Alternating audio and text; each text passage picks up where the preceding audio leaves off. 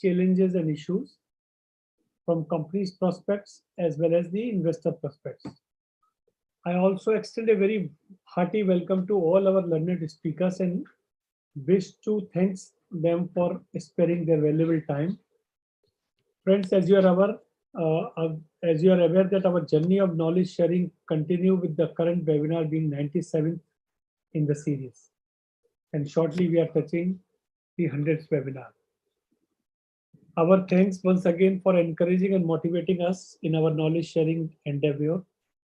As you are aware, under Section 124 and 25 of Companies Act 2013, certain amounts lying unpaid with the company are required to be transferred to IEPF. Also, shares in respect of which dividend has not been paid or claimed for 7 consecutive years are required to be transferred by the company in the name of IEPF. Any person claiming to be entitled to the amount or shares so transfer may claim amounts or share from IEPF. Previously, they have started only the dividend, and then they started shares related to that dividend also, and then you can claim. So that was a very welcome step for the investor point of view, and they have started. But though the IEPF rule have been let down, detailed procedure for transfer and verification of claim at the end of companies, yet there are several issues and challenges which come up. So when companies are transferring, then the law is there, but even because this is a new area, so lots of issues are there from the company's end when they transfer. So today we will discuss these issues from the professional, those who are in these big companies are facing these problem and challenges. Similarly, the investor very often face difficulties in claiming the amount for share back from the IEPF, because claiming shares from IEPF is a process, and the process is not robust. The reason is the huge number of shares and amount of dividend are being transferred by large number of companies to IEPF. As per my record, there are around 1,400 companies. Those who have declared dividend, those who have done this, they are eligible and they have transferred.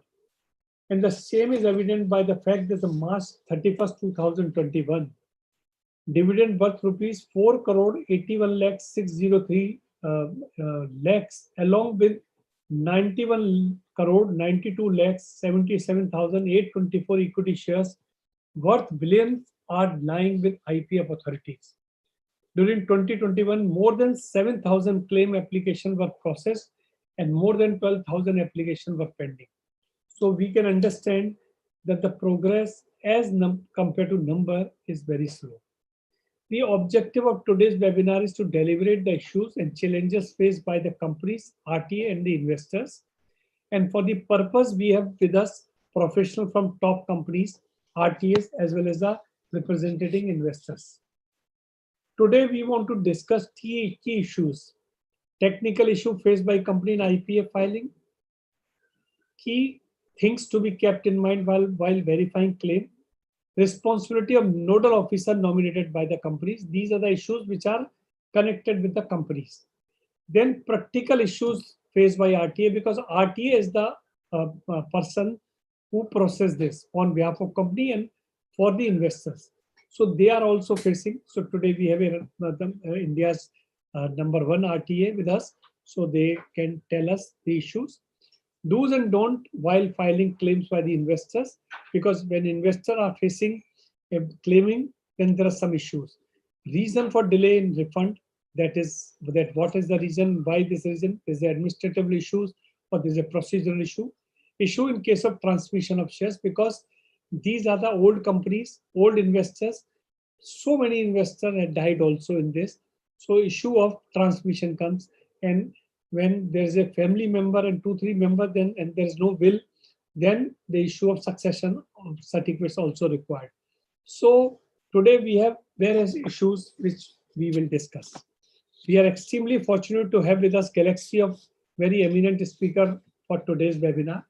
We have requested MCA, but because of some bill is going on and parliament session is going on, so they were busy So they have requested that we will send all the questions to them.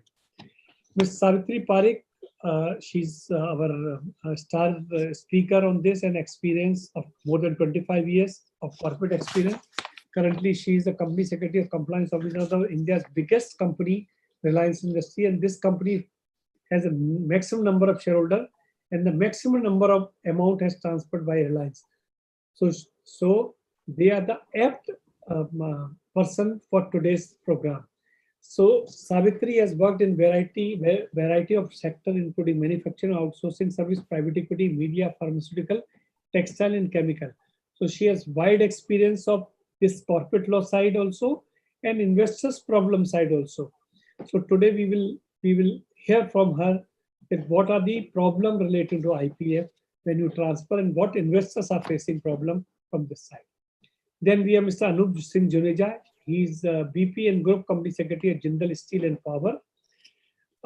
He has more than 20 years of experience in healthcare and consumer electronics, films, media, NDTV, retail, Lacoste, and the consumer product gel companies he has worked. So I welcome Savitri Anup for this program. Then we have Tunal Ghushwal. He's a Deputy Secretary and Head of Investor Services Center, ITC Limited. He possesses more than 25 years experience and has been associated with ITC since 1997. And very interestingly, when I requested Rajendra Singh, who is the company secretary, he told that for this program, Tunal is the right person because he is handling investor issues and he is expert in this. And very interestingly, if you see the ITC, if you have invested 100 shares in ITC, today the number of shares after bonus, split, and multiple right and other things is multiplier.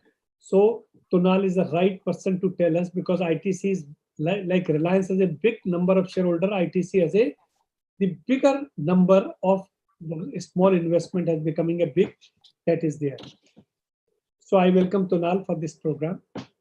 Then we have a Meena Pendekar. She's Senior Vice President and Head of Corporate Registry at K Fintech Technology Limited.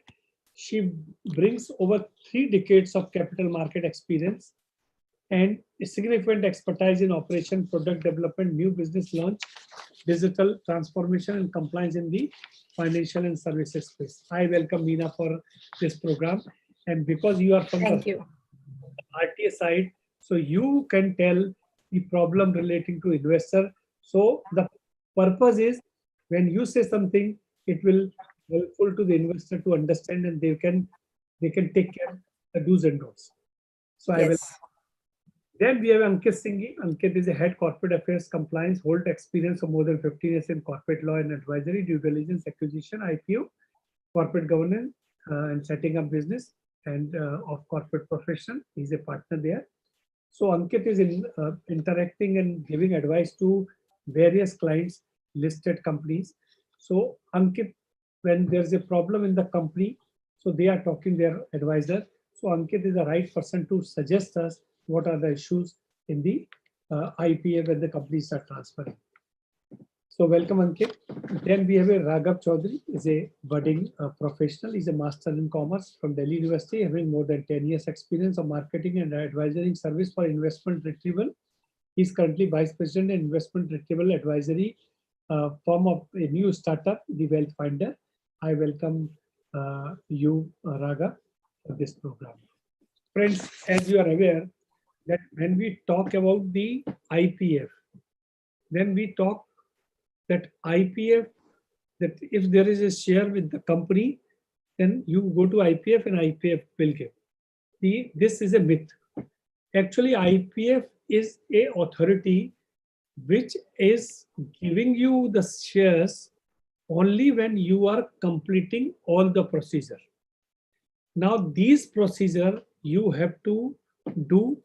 First, you have to prepare your own document, go to the company will send it to the registrar and the registrar will give a final claim and then you are going to the IPF. Normally, people are thinking that IPF is doing everything. No, it is a company and the registrar is doing everything and you are doing everything, then you are going. Suppose you are claiming shares of your father, then you have no will, then you have to go to court and get the succession certificate. So there are so many things which you have to do, and then you have to reach to the IPF. IPF is only processing if the documents are final. Otherwise, all work are done by the registrar and the companies and yourself. So today we will discuss, because sometimes people have this myth that you prepare paper and submit to the IPF and they will give. No, they will not give. You have to take everything and then submit to them. So today we will discuss the process also. Today we will understand that what are the issues of investor. Now investor has to understand that it is not a case of something related to shares. So all the issues are divided into two parts. You have a physical share, you have a demat share. Physical share has a two parts. One is the problem relating to you, that what is your status. Your name has changed, your things have changed. Something you have to do. Then there you have a physical share. So instrument has a problem. You don't have share certificate. You don't have transfer deed. You have transfer deed is not correct. This is the problem with the physical share. Demat share, you have a problem relating to name change, relating to the person died, and then you have to go for transmission and various things. Then you have a legal issue. Legal issue is the probate, to do the probate and go for the succession certificate and various other things, where you have to go to file a FIR, write it, put the newspaper advertisement, various processes are there. So it is not an easy work which you can say you can do it. So today we will discuss all these points. So I will start with Tonal, that as a person in the ITC, you are there since 97, and I was referring that 1 share of ITC is becoming multiplier today. So if you have invested in, let's say, 1 lakh rupees, you are a crorepati today. So you can understand there is a capital appreciation as well as number of shares appreciation is also there in ITC. And that is one of the biggest company who has given appreciation in the past years. So Tonal, over to you. Please tell us that what you people are facing problems, and what investors are coming, and you are the investors, things are not settling because of certain reason. So today, whatever issues are there of investor, we will compile it. Whatever issues of the company, we will compile it and send it to the ministry for their further action. Over to you, Tonal. Thank you so much for this kind introduction. Hope I'm audible. Yes. Okay. I have made a small presentation. I'll try to share the screen. Yes, please. And then start.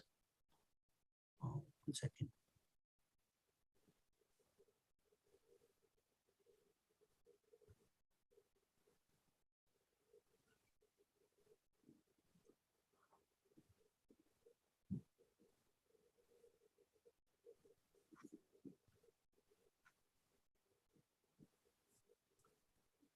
Yeah, it's there, right? Okay.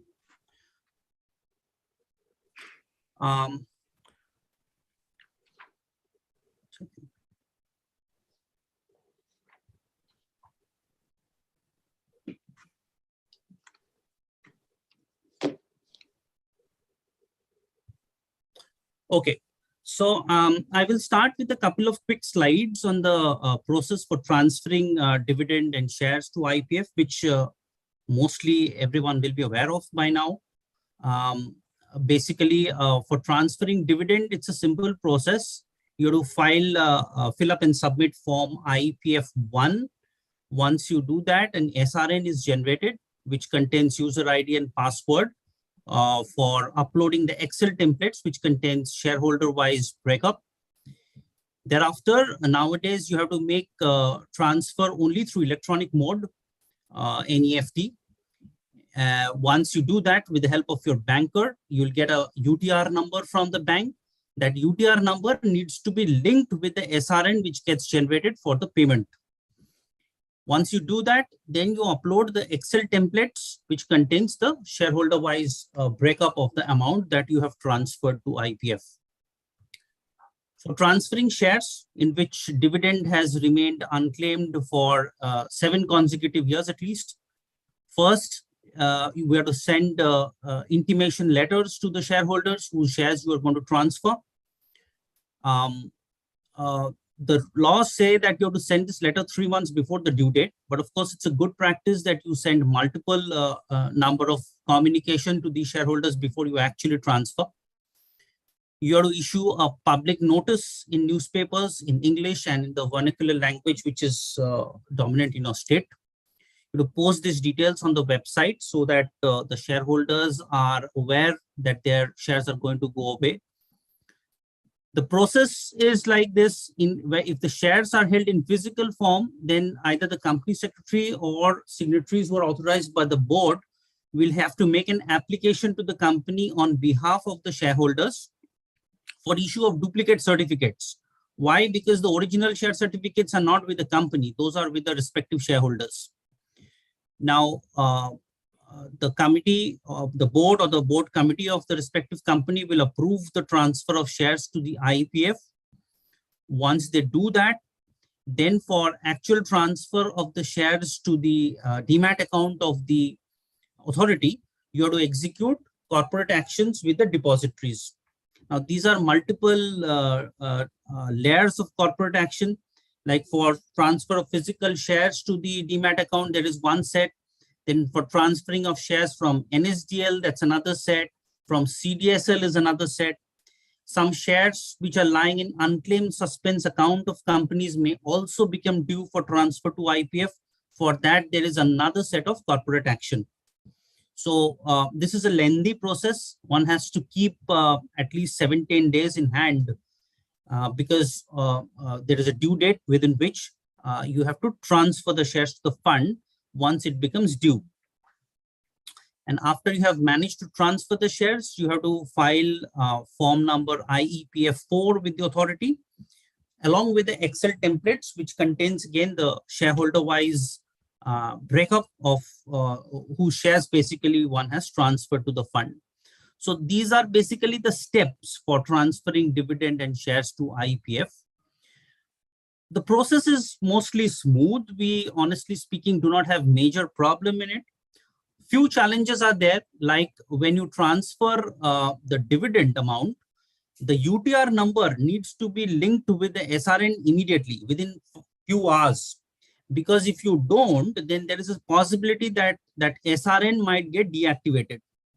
If it gets deactivated, then the situation becomes very complicated because although you have transferred the money, you have not linked it to the SRN. So the authority will not be able to recognize that this amount has been transferred for this account.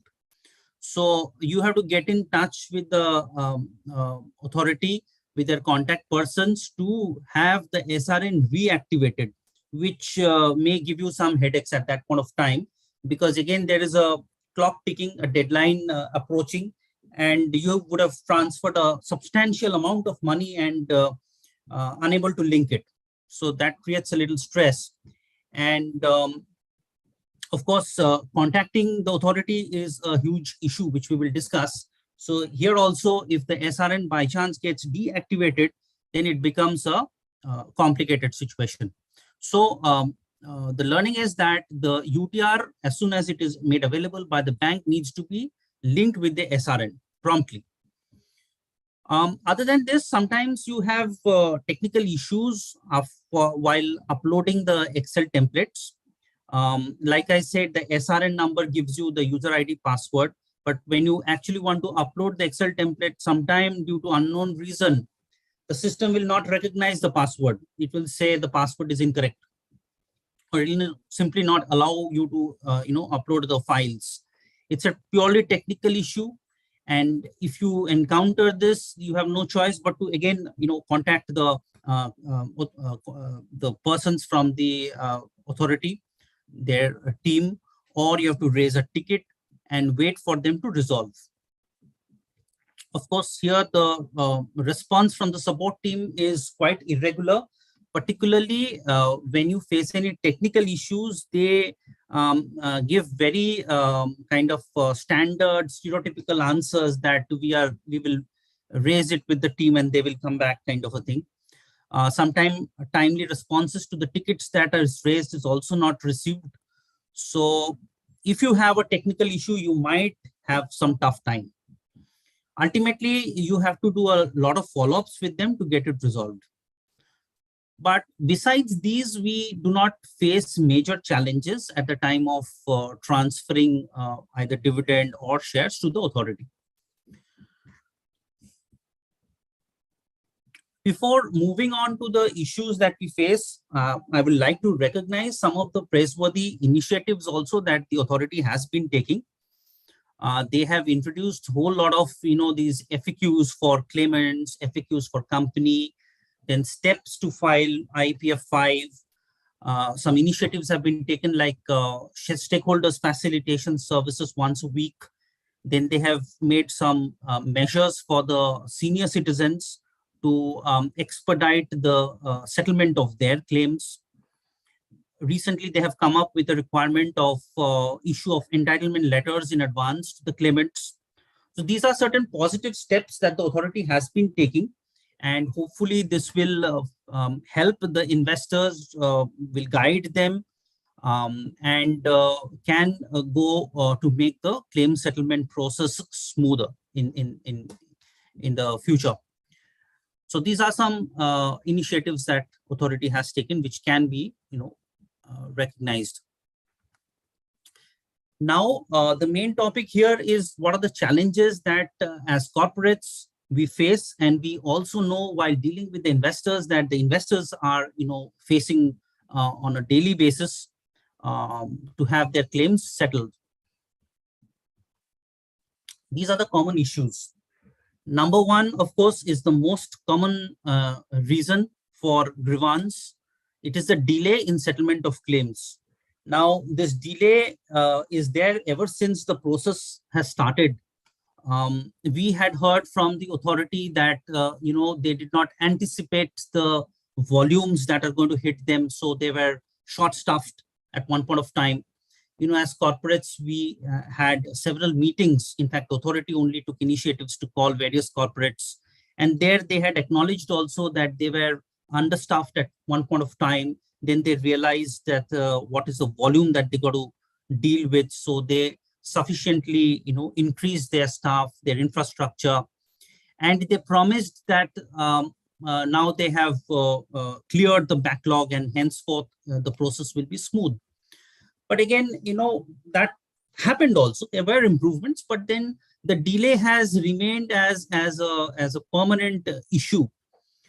Nowadays, even after an approval letter is issued by the authority, thereafter also the stakeholders need to wait for a long period of time till actually they get back the dividend money or the shares are credited to their demat account.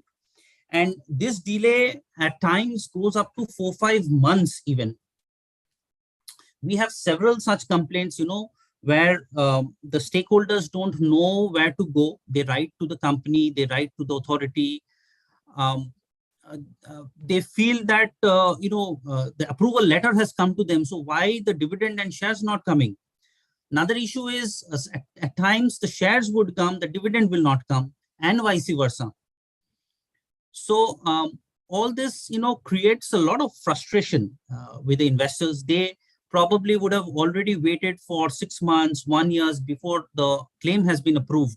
And even after the claim has been approved, post that also, there is a terrific delay in actual settlement of the dividend and shares.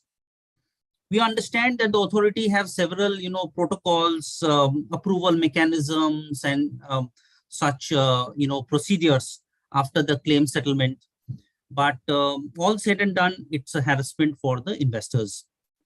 Now, amidst this, the burning issue is that if they want to get in touch with somebody, that's an equally bad kind of space, because the contact numbers, they are basically, the call center people. So they would provide you mostly standard response. If you have already explained your case and you need to call a second time on another day, of course, you have to, go on from scratch and tell your story before you hear a standard response saying that, it will be responded to, or we will send a response kind of a thing. If you have called for any technical problem that you are facing, then there is no solution on offer. They don't know anything. They will just say that we will advise the technical team, somebody will come back. If you raise tickets, like I mentioned, there is no guarantee when you will get a response. So the claimants get really frustrated. They lodge complaints with the corporates. They go ahead and file complaints with the stock exchanges, with SEBI. And stock exchange, SEBI, of course, here has no role to play. Okay, they just write to pass on the letters to the company. The company says that this is the matter, this is lying with the IEPF authority, and they close the complaints basis that. So it does not help the investors at all. In fact, we got calls from SEBI saying that the shareholders are writing to us, but we have nothing to do. Why don't you tell people whom to approach? So, in fact, they also, don't know how to deal with the shareholders because it's not in their domain. Even some investors have gone to the extent of filing litigations for the delay in settlement of their claims, and they have made corporates also parties to the litigation along with the authority. So that is the level of frustration that shareholders at times suffer from due to this delay.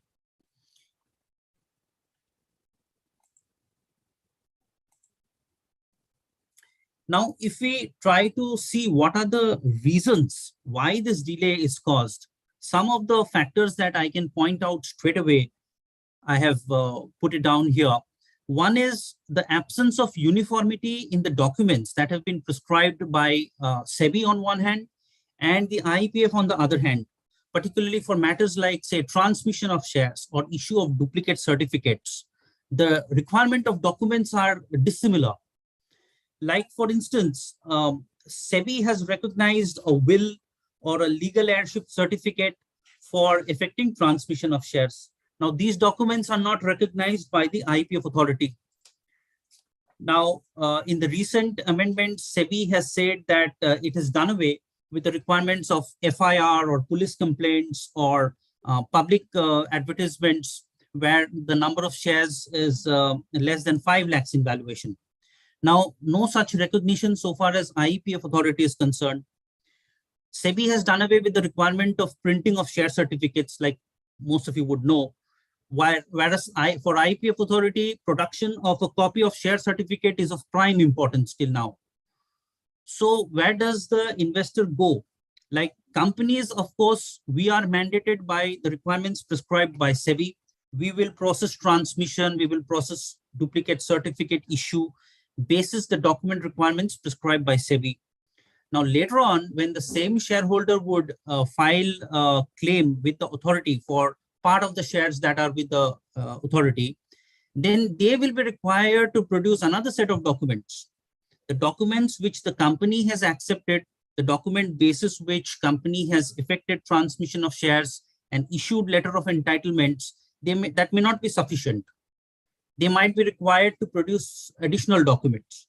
So that this whole thing not only causes hardship to the shareholders, but it delays the process.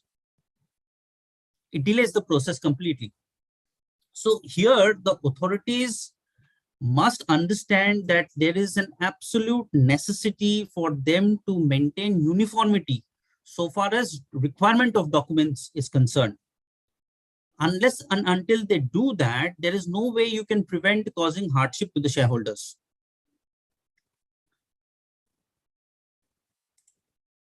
Another cause for delay is, you see, the timeline which is prescribed for submission of verification reports. Verification report is required to be submitted within 30 days from date of filing of claim. Now, out of those 30 days, in most cases, companies get very little time to actually process the report, actually do the verification. The process goes like this: the shareholder files the claim, IEPF form number IEPF 5 with the authority. Then they take a printout and send all the physical documents to the company. Now, once the company gets those physical documents, it needs to carry out its verification. Post that verification, a verification report has to be uploaded by the company with the authority, and that is within 30 days from the date when the shareholder filed the claim. Many instances are there where the corporates receive those documents towards the fag end of the 30 days. Now, one must understand that it is the company which has the maximum onus. It is us who are recommending to the authority that you approve this claim or you don't approve this claim, right? So unless the corporates are given sufficient time to process these documents, how would we ensure that the claim is valid, the documents submitted are correct in all respects?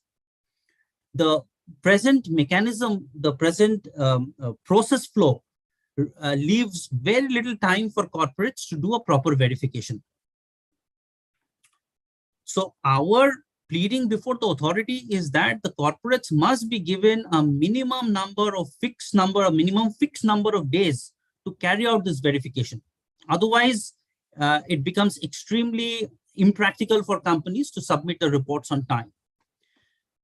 Now, another issue here is absence of a proper mechanism to submit verification report where we do not get the documents within 30 days. Here, the procedure which the authority suggests to us during the meeting is that you wait for 28, 29 days. After that, also, if you don't receive the documents, you submit the verification report saying that we have not received documents. But actually, if you want to file a verification report in that manner, you will have to do dummy entries. Like, for instance, the folio number. There, unless you fill up one row, the system will not allow you to submit the verification report. However, you cannot give any details because you don't have the documents with you. So here, what the authority is said is that you put a dummy number, anything you write so that the system allows, and then you file that verification report. So we feel that this is not the right approach. This is not the proper mechanism to complete this process. The system must be enhanced here to facilitate submission of verification reports in a proper manner where documents have not been received within 30 days.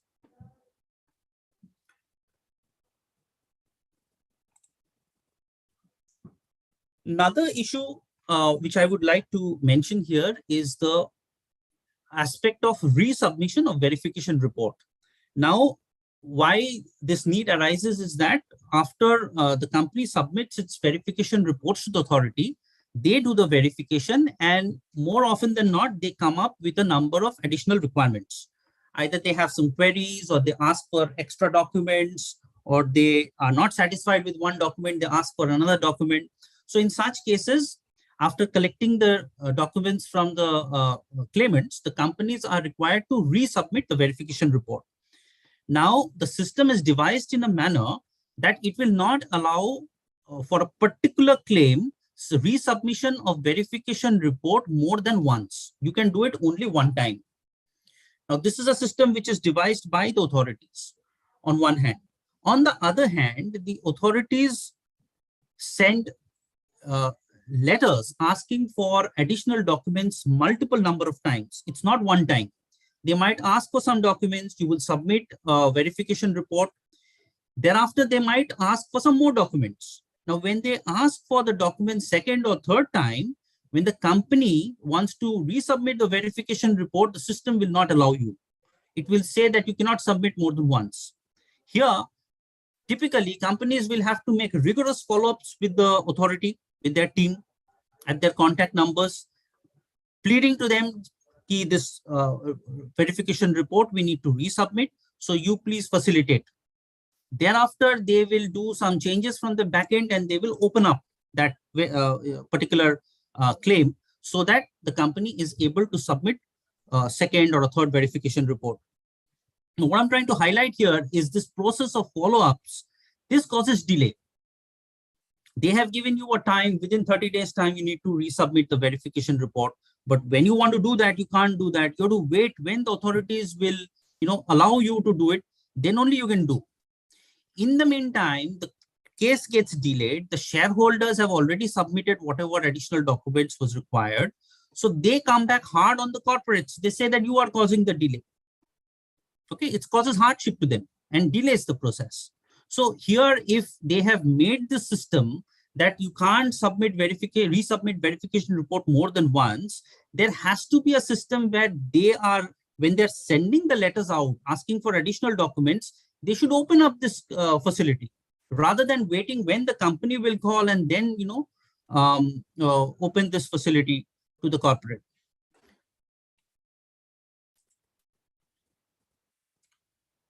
There are various ways, in which we can make the system better. Like, today, the reduction of paperwork, there is a tremendous emphasis everywhere to do e-filings, e-communications. So here, on the other hand, there is a terrific amount of paperwork. We as corporates, we are anytime we are filing the verification report, we are expected to provide printouts of the challans on the basis of which dividends were transferred or shares were transferred to the authority. Not only that, we have to give them extracts from the Excel templates, which contains the shareholder-wise breakup, which is already available with the authority. Now, in the IEPF Form 5, there is mention of these challan numbers, challan dates, everything is mentioned over there. So it does not take too much of effort for the authority to link up and get this information themselves, rather than ask corporates to every time give printouts of all these documents again and again. This delays the process, increases the paperwork. Printing of share certificates at the time of transferring shares to the IEPF authority. I think most of the large corporates have represented several times to the authority that this is a complete wastage. When you're transferring the shares to the authority, why are you required to unnecessarily print additional share certificates before such transfer? And immediately after, when you transfer the shares out, you are going to destroy those certificates. It's a complete wastage. However, authorities still maintain that this requirement stands good. Then there is the need for submission of these old share certificate copies. This is given prime importance by the scrutiny team in the authority. Now, this causes a lot of hardship. Old share certificates, particularly old companies like ITC, I'm sure Reliance also faces these issues many times. It's difficult to locate shareholders. At times, old certificate copies are not available. Now, because it is not available, certain documentation has been exchanged, and ultimately the companies have certified, given them letters of entitlement, and have recommended approval of the claims. And the companies, as per laws, are indemnified that if anything goes wrong with the claim, companies are indemnifying the authority against any loss. So despite that, despite the companies having certified, the authorities would insist that old share certificates copies are to be given. So this is one thing we strongly feel can be done away with. There is a lot of scope for further automation of IEPF 5 and verification reports. There are many claims where for several years, dividend and shares have gone to the IEPF, and there is a lot of details which need to be manually recorded in these forms if it pertains to the last 15 years, 20 years of dividend. Now, basis the SRN numbers, basis the challan details which is appearing in the form, these details which are already there with the authority can be easily populated on these forms. It saves the investor, it saves the corporates that additional effort of manually keying in all these details, which causes, which results in delay, which also enhances the chances of making mistakes. Option can be available with the corporates that of the details which gets automatically populated, one can edit and suitably either edit or make additions in that list. However, it is very important that there should be a facility for automation here. Some further suggestions, like, we find that when the scrutiny team of the authority checks these applications, the claims, they tend to raise various issues on a piecemeal basis. they will write to you on 2 things. You will resolve that and send them clarification. Then 2 more things will come. And these comes at a large interval. It's not that you are sending a response and within next few days, another reply is coming. The time in between is perhaps 2 months, 1 month, 3 months, at times even more. So requirement being raised on a piecemeal basis ultimately adds up to the total time that is taken for settlement of a claim. And this is one reason why there is a tremendous delay in settlement of the claims. Average time is very high. Also, one very important point is that there should be an end-to-end tracking of the claims. We at times are at a loss where that claim is lying. Not only us, the investors, more than us, the investors. They don't know whether the company is sitting on their claims, whether authority has received the claim, whether it is approved, whether it is not approved, where it is lying. No one has any clue. So if they give a end-to-end tracking system, then not only the corporates, but even the investors for themselves can know where their claims are lying, whom they need to actually approach. Where the claims are lying with the authority, they keep writing to the corporates saying that you're not settling my claim. And like I said, even after the approval letter is issued, the things doesn't get settled easily. So if the end-to-end tracking is available, then it will be a much more smooth process and a much more transparent process. So my pleading would be the authority considers these suggestions and try to make the system much more effective and user-friendly. So with this, I will end my conversation here, and I would like to pass on to the next speaker. Thank you, Tunal. Very good. You have covered the part of the industry point of view, and nicely you have given suggestions also how the system can be more robust and user-friendly. That is a very valid point. Now, Meena, you are a registrar, okay? Yeah. You are not only managing ITC type company, but you are managing multiple companies, okay? Yeah. Registrar of India. So every investor must be coming to you, discussing with you. So what is your call on this, and how your view on this aspect? Yeah. Very nice to hear. Very emotional calling from Tunal. I am with you because ITC being a self-registrar, I'm sure all the problems which we are facing today, they are already facing in a different style. Like alone, we as a registrar, we have transferred more than 26 lakh folios to IEPF. And then as the time is passing, we are getting huge number of queries from investors, how to claim it back. And also we have practically become an agency who does investor education first. That is the first and prime responsibility we are now having towards. I'll just share my screen here.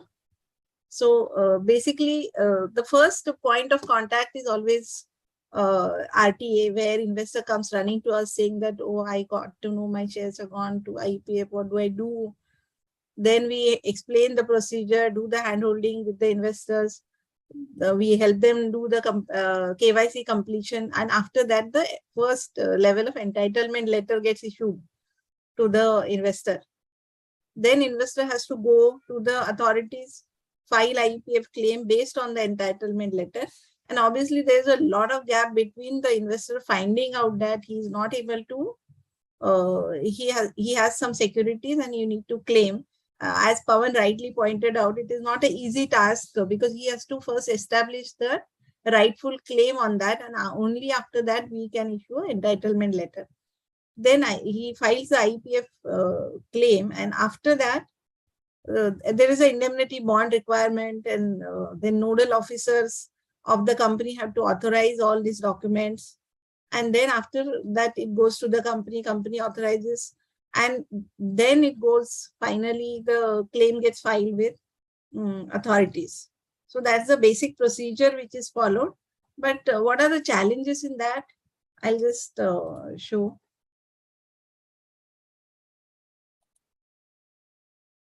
I'll put it in a slideshow. Yeah. So you can see this now. The challenges are first and foremost the time.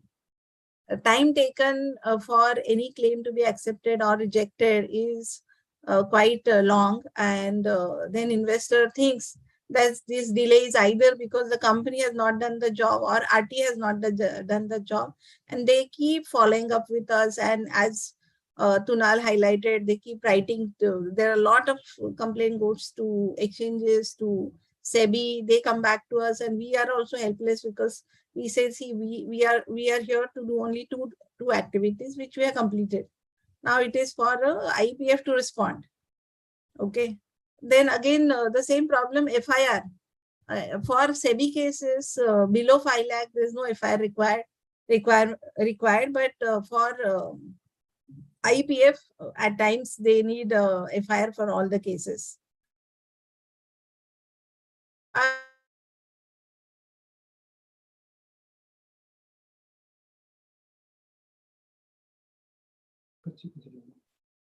Meena, your claim acceptance email, and many a times it happens in the mailbox of the investor. It could be because there is a challenge at the investor's mailbox, or it could be because the email ID is not properly registered and all. So what we suggest strongly here, Pawan, is we need a status view window for the investor, for the company, and for the RTA. As an RTA, you cannot see what is the status of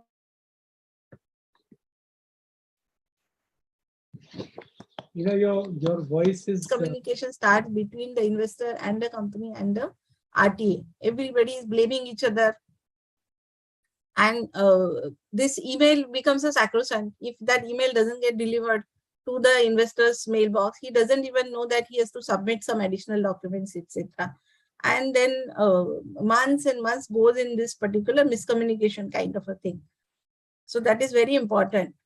In some cases, what happens is the verification report is submitted, company can see it is successfully submitted. However, when investor is checking, he doesn't get that status that this SRN is submitted to the company. So he is seeing something different, we are company seeing something different. So this gap also creates a lot of miscommunication among the parties, various parties, particularly, and who is finally, see, all of us are here to service investor. But do we have those wherewithals and authority to actually see the data and service the investor? One good thing about CDSL gives us monthly update about what all shares got credited to IEPF. So it helps us, to inform the company, to inform investor that these are the cases closed now. Okay. But NSDL has not yet started that practice. So maybe we can take it up in NSDL. The frequency is currently from CDSL also monthly, but we are requesting for a weekly report so that along with the BenPOS, we'll update this also to the companies, and the intimation to the investor also can go saying that, yes, the shares have been transferred, please check in your own account, because many times investor doesn't even know that securities have come to his own account. Okay. Then next is another challenge what we are facing is if when you are filing IEPF form, that time only the indemnity form bond get generated in the system with the name and details and everything on that particular thing. But what happens is the investor then have to figure out what is the stamp duty he has to pay.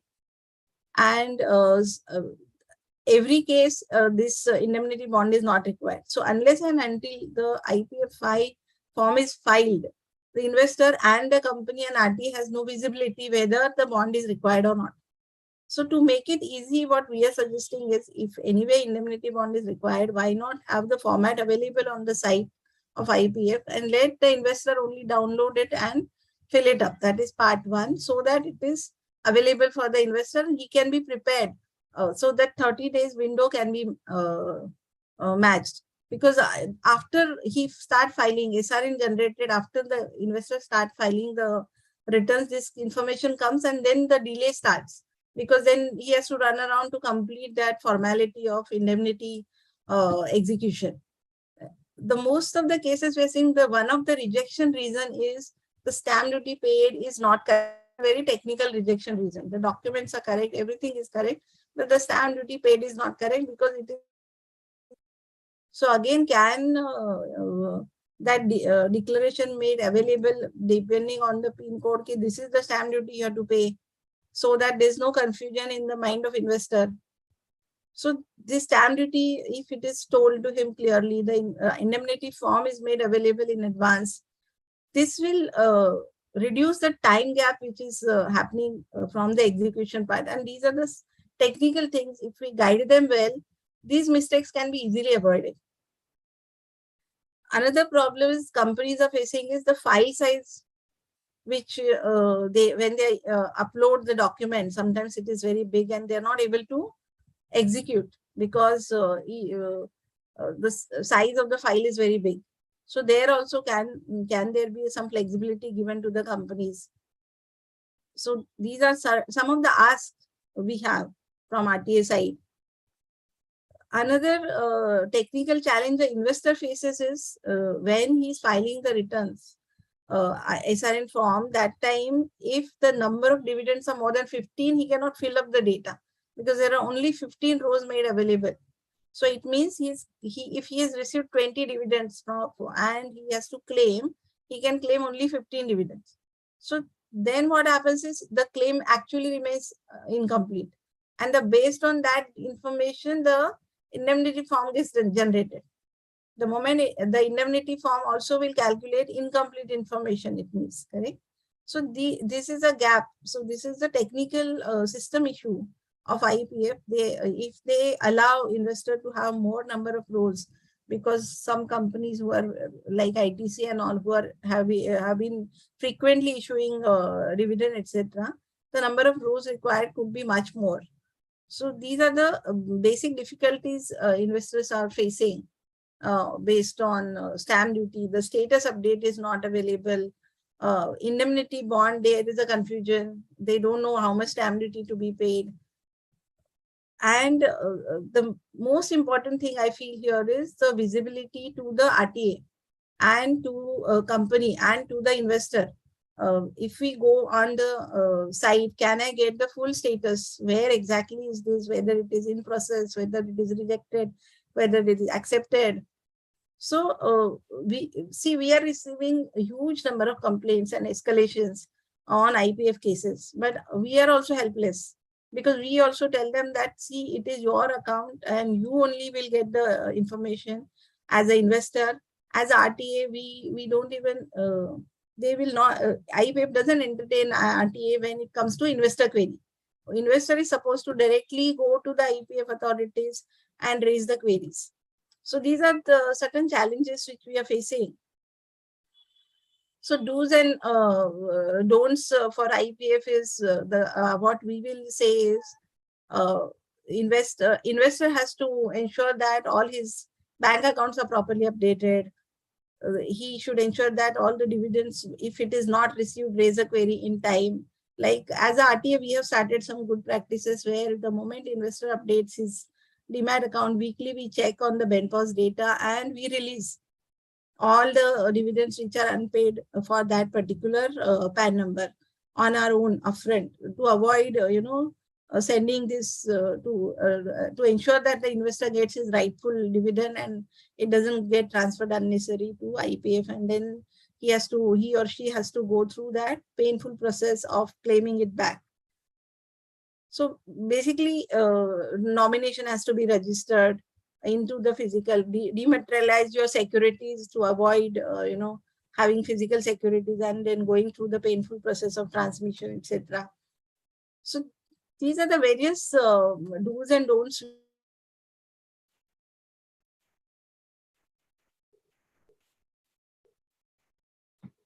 Meena, your voice. But obviously, there are a lot of discontented investors here who have filed a claim and not getting the this thing. So we have to raise this with MCA saying that can we have status update? Can we have TAT followed? The same challenges which Kunal also highlighted. Yeah. So Pawan, you can take it over from here. Okay. Thank you very much, Meena. Though it is very crisp, but you have given the issues which really registrar is taking, and this is a good advice that all the companies should also take care that when they are transferring and when they are uploading information to RTA, and various views which Donal and you have suggested, it's a welcome which we can confine and give it to. Now turn to our star speaker, Savitri, who has experience working in so many listed company, and now she is the in charge of the biggest company of India, number wise, the market capitalization wise, and the amount wise, and the issue wise also. I was just seeing Reliance has the highest number of shares, highest number of amount they have transferred. So Savitri must be facing all the issues. So Reliance is the mother of all companies relating to these IEPF issues. And I have interacted with various investors also. They are also, everybody has some shares, but Reliance shares is also there. So Savitri, over to you. Your advice, your experience, and how this can be helpful for the investor, and how the ministry should work out in this particular aspects and making it very robust. Over to you, Savitri. Thank you very much, Pawan.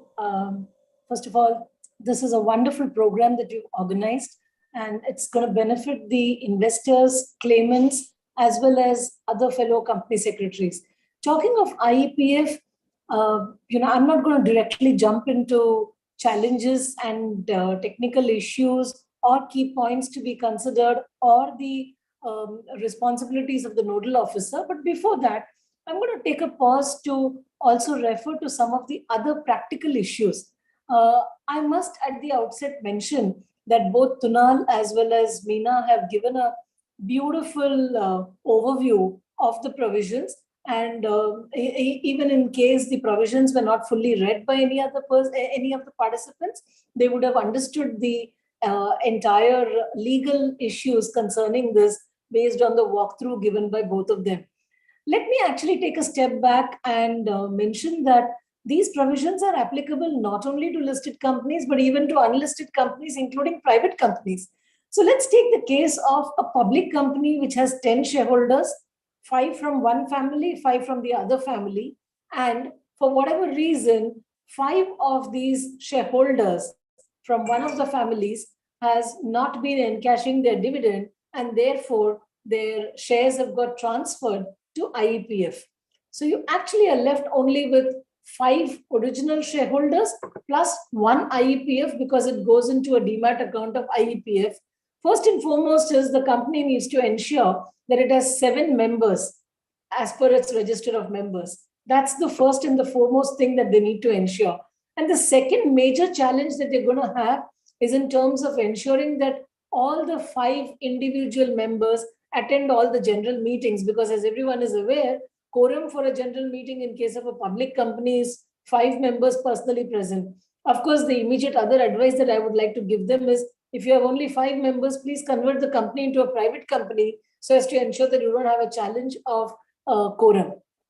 That's, of course, just to emphasize on one of the important points. And actually, this is quite a reality with respect to the small companies, because IEPF transfer is something which does happen in all companies where they have declared dividends. The point of e-verification was very beautifully explained by Tunal. I'm just going to build on that and say that for a claimant, once the claim is filed, there is no specific time limit given. In fact, they're supposed to send the papers forthwith. But as was rightly pointed out by Tunal, for a company, it is advisable that the claims get settled as early as possible. And therefore, the company would wait till the 29th day, just waiting for the documents to come in. But at the same time, what normally happens is you don't really have enough time then to check whether all the documents are in order or not. Hence, the claimants should send the documents to the registrar or to the company as early as possible so as to ensure that the claims don't get rejected. I would actually like to also mention that I'm sure the other company secretaries would also be able to second this.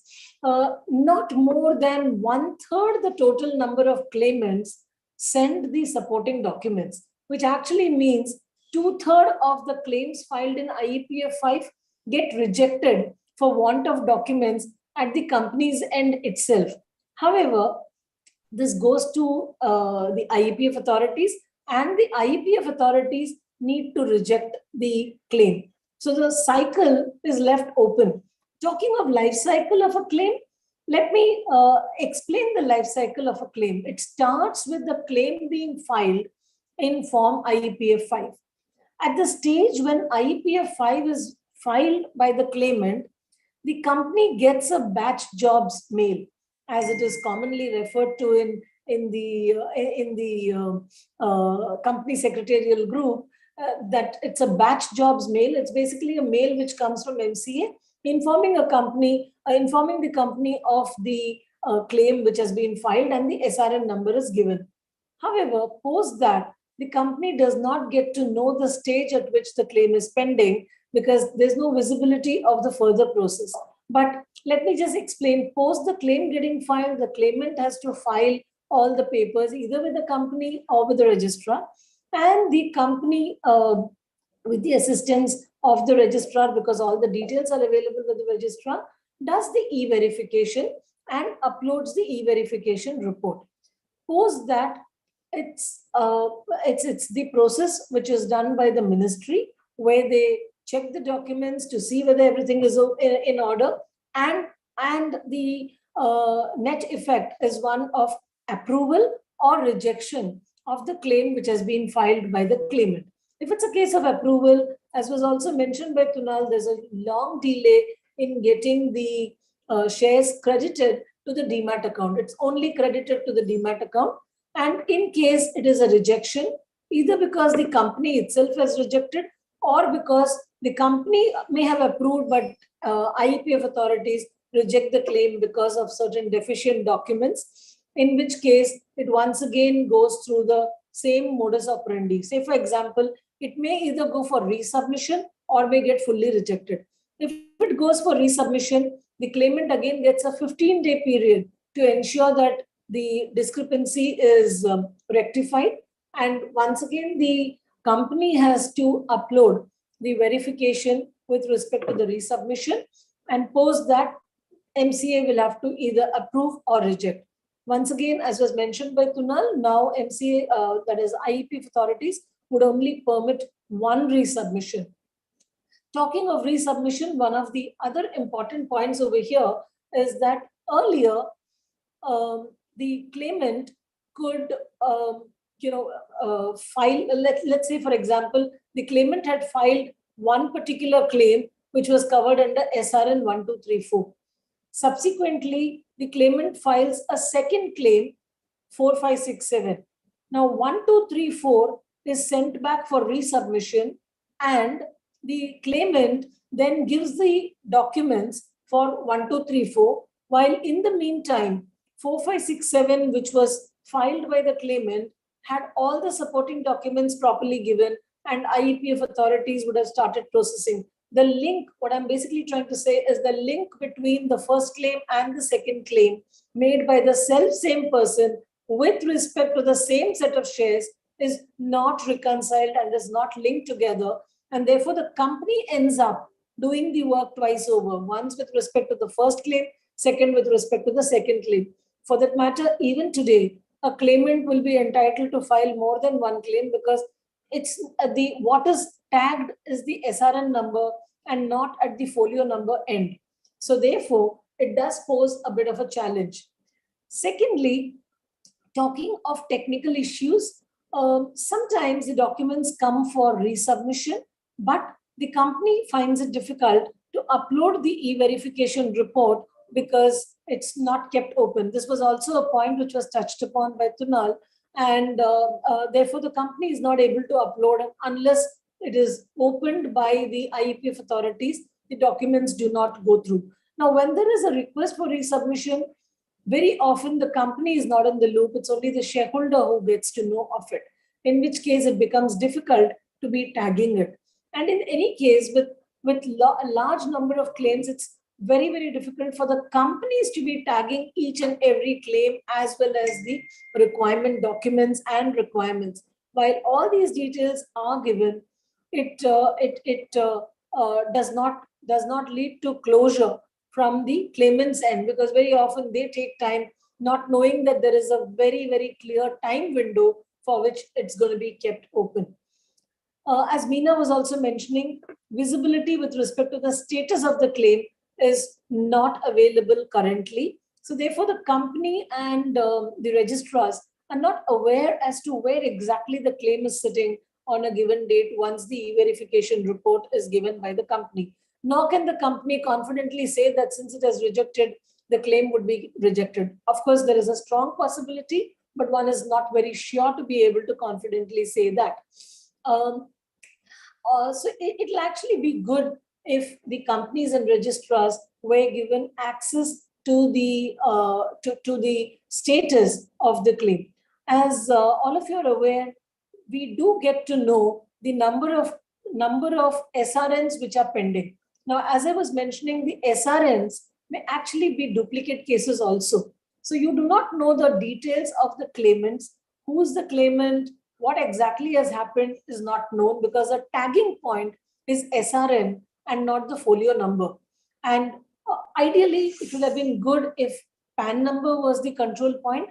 But as all of you are aware, PAN was not mandatory until 2007 circular of SEBI, and therefore shareholders who've been holding shares from well before that still have issues of PAN not having been furnished.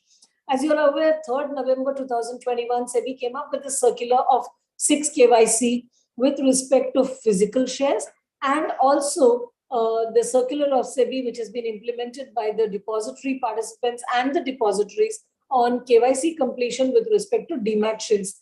Now, actually, with respect to Demat shares, PAN was always required to be given, but what was a bit of a challenge was with respect to the email addresses. Now, if you have an email ID, normally the email ID does not change.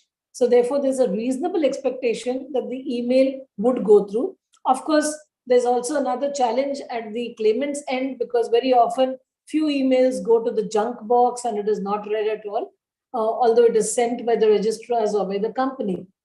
But when it comes to the intimation, which is given more than 3 months ago, or newspaper advertisements, or even emails, I would say that very often shareholders miss all this. For example, even with respect to 6 KYC, the success has been in less than single digit in percentage terms. So if this was much higher, it would have been much better. But physical shares, there is a challenge with respect to 6 KYC in particular, and more importantly, PAN numbers. And hence, having one common field which can serve as a searchable field is certainly a challenge which companies face. And I would also grant it and say that even IEPF faces. I would also like to add that the system which has been devised now is far more robust of IEPF.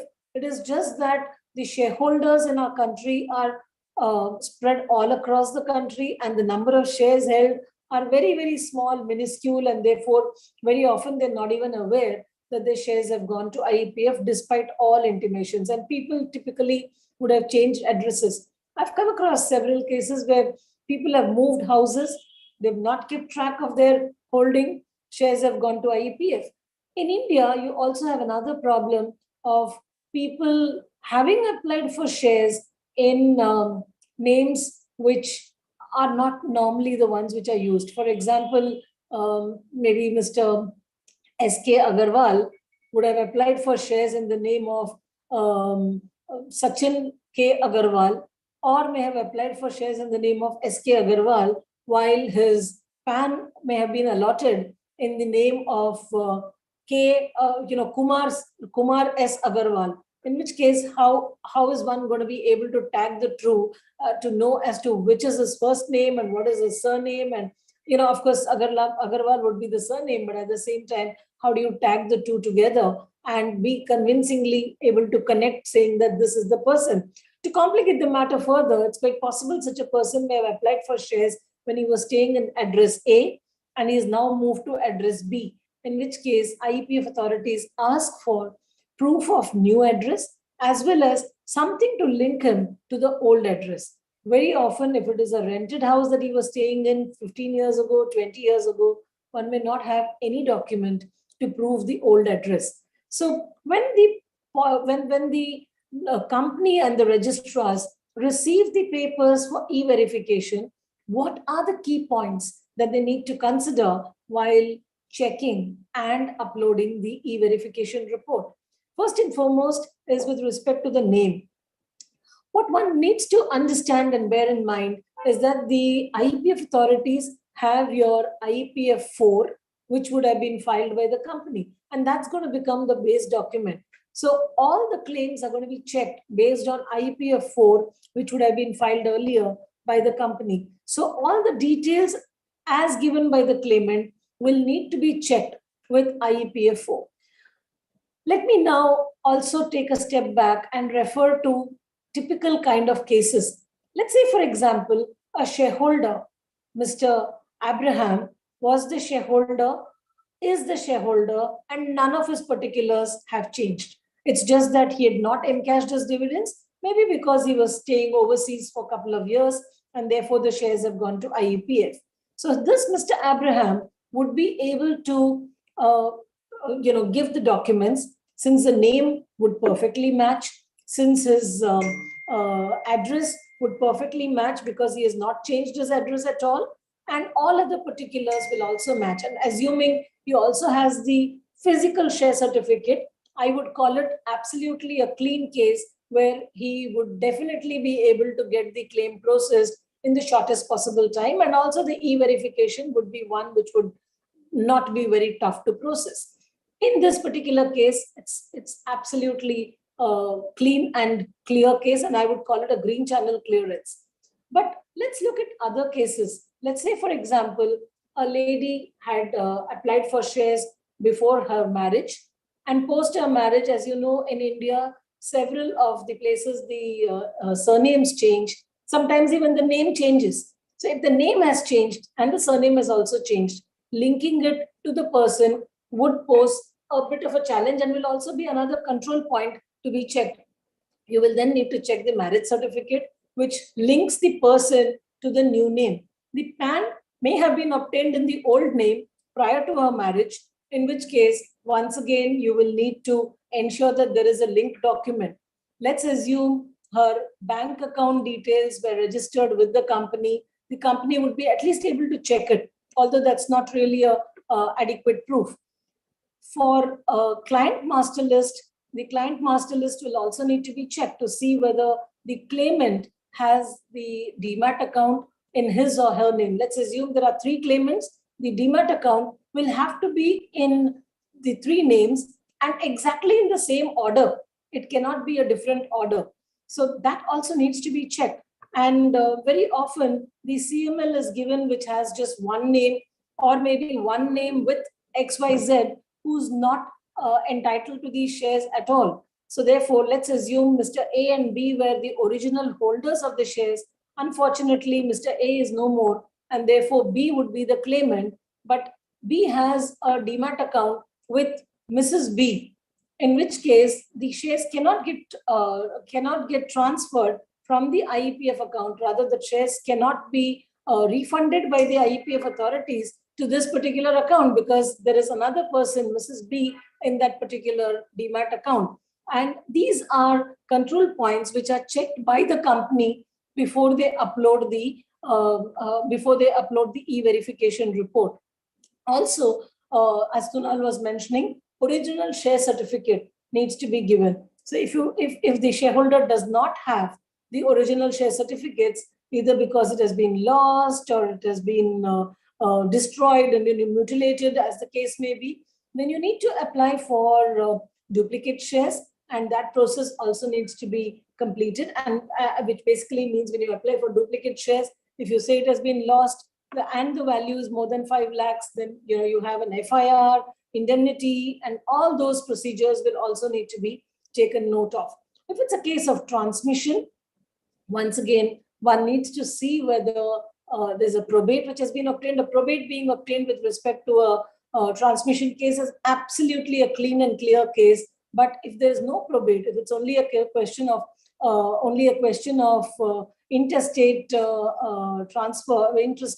transmission, then in that case, you would actually have to go based on the NOCs of the family members. If you have a legal heir certificate supporting it, much better.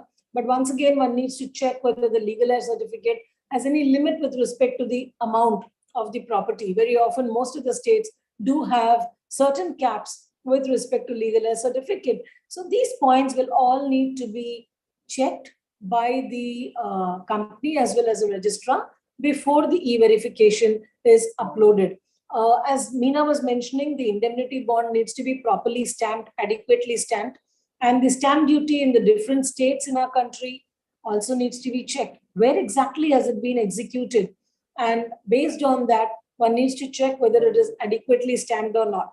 And this is one where the awareness also needs to be created, because very often people come back saying, hey, I had executed this particular indemnity from Ahmedabad, which is where I was staying earlier, and the stamp duty was XYZ.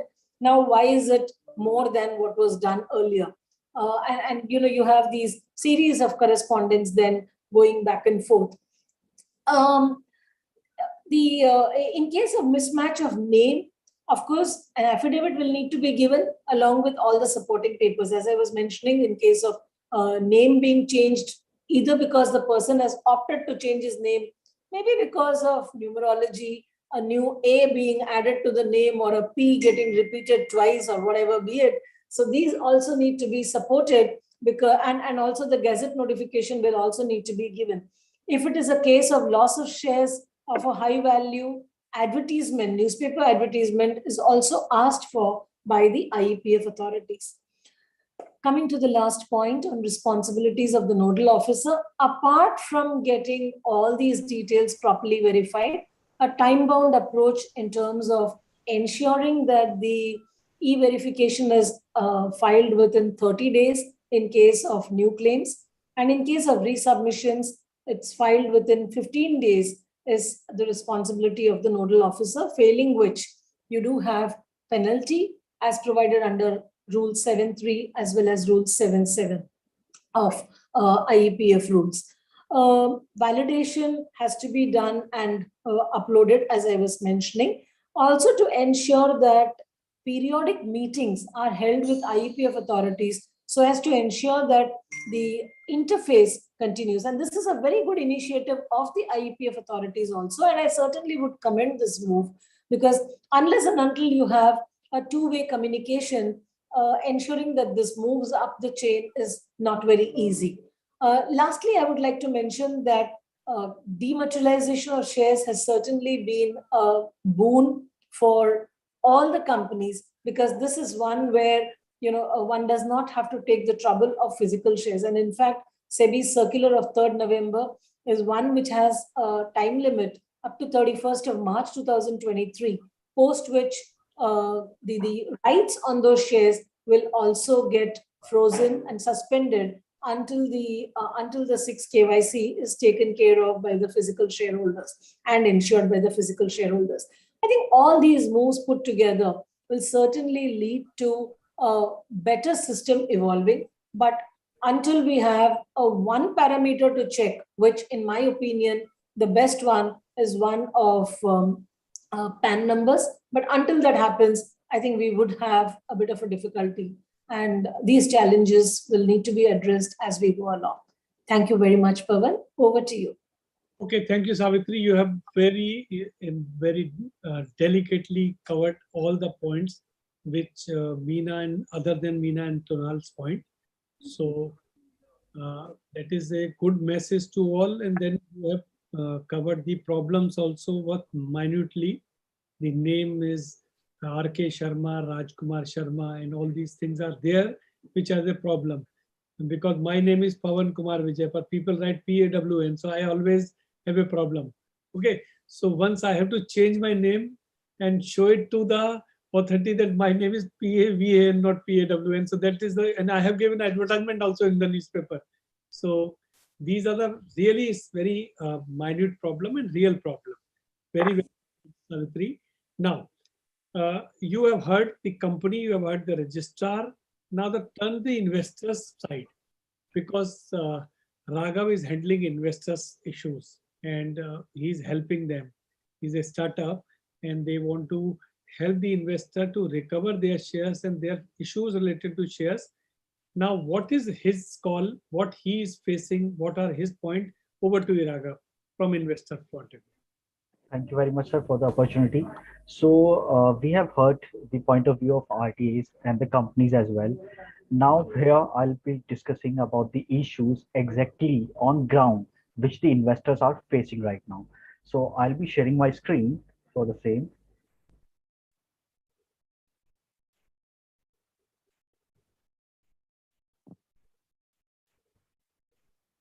So let's discuss with the brief of what exactly the issue right now the investors are facing.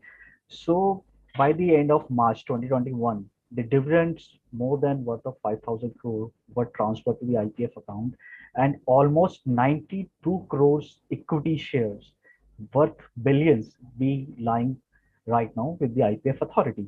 So they are last year they have they have accepted the they have cleared the 7,000 applications. Still 12,000 applications were pending with IEPF authority. Now there are several issues with the unclaimed securities. This the investor category includes the individuals, HNIs, body corporates, even many professionals who have the knowledge of the same issue, but they are still facing issues to get these shares back in their accounts.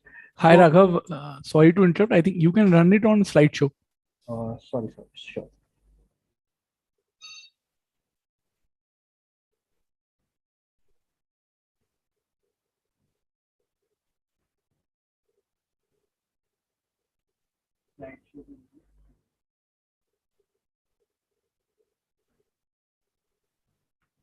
Yeah, this is okay.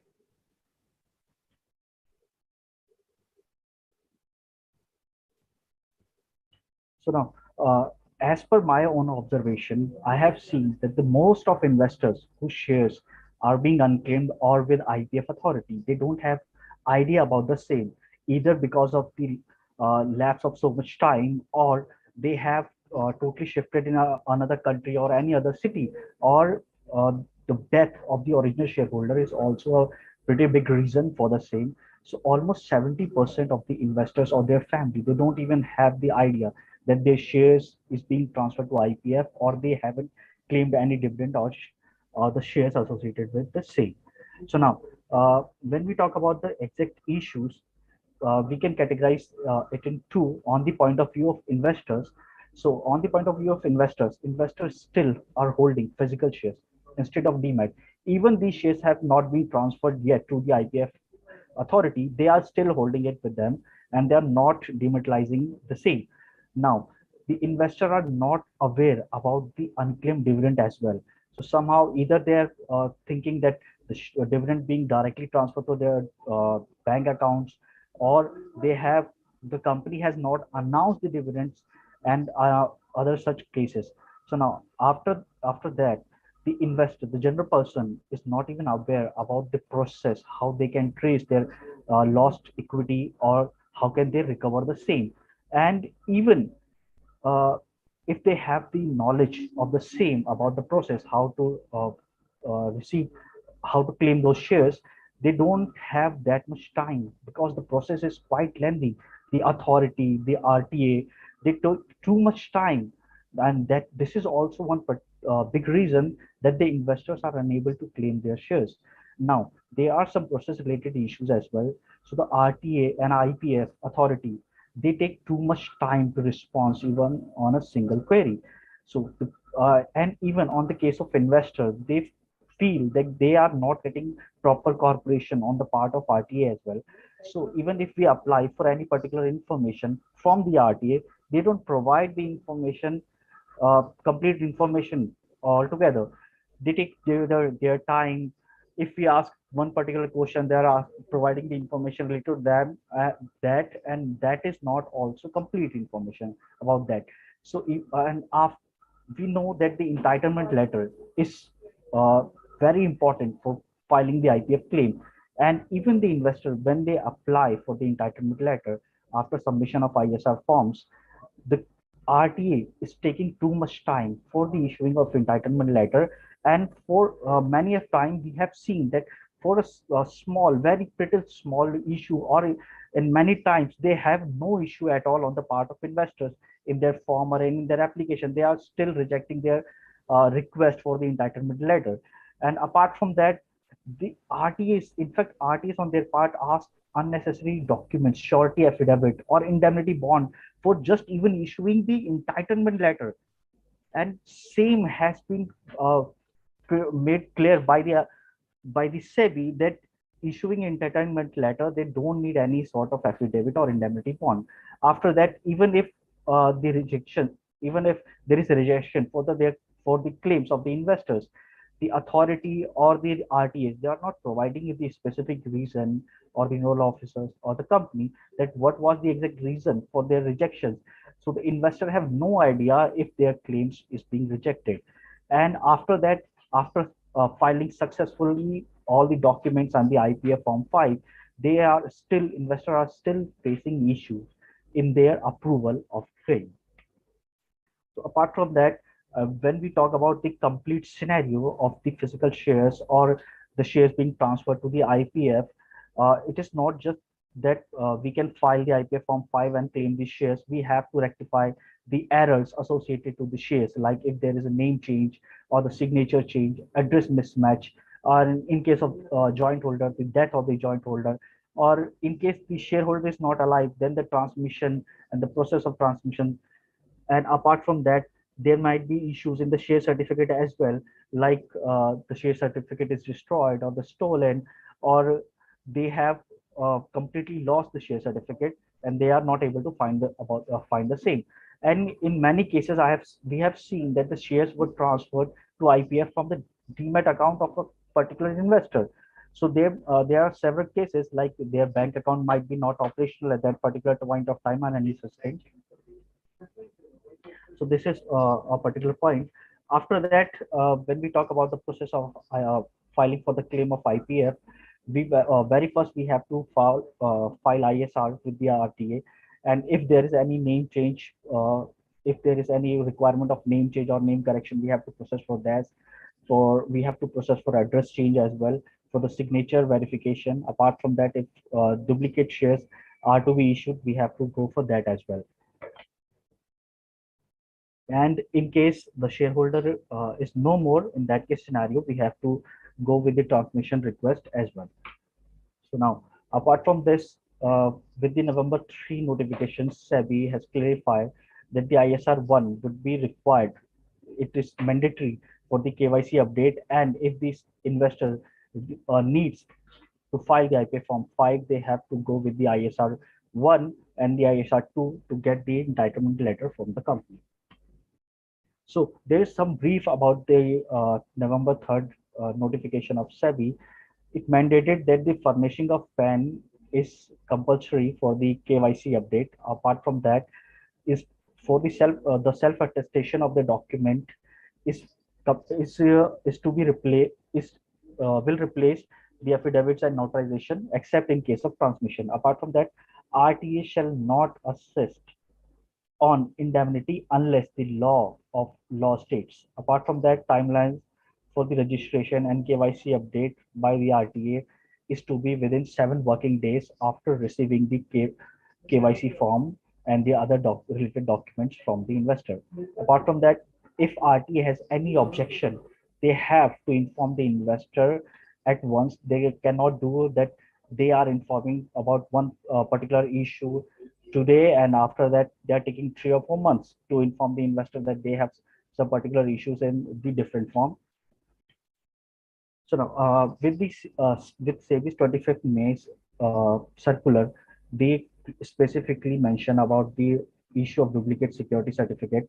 For the same, ISR 4 has to be filed by the investor, and the copy of FIR, advertisement in newspaper, and affidavit and indemnity bond. But if the value of security is less than 5 lakh, in that case scenario, all the FIR is not required at all. And in case of an NRI, the self-declaration of the securities is sufficient. Obviously, they have to apostille the same, and they have to provide the overseas address proof and their passport as well.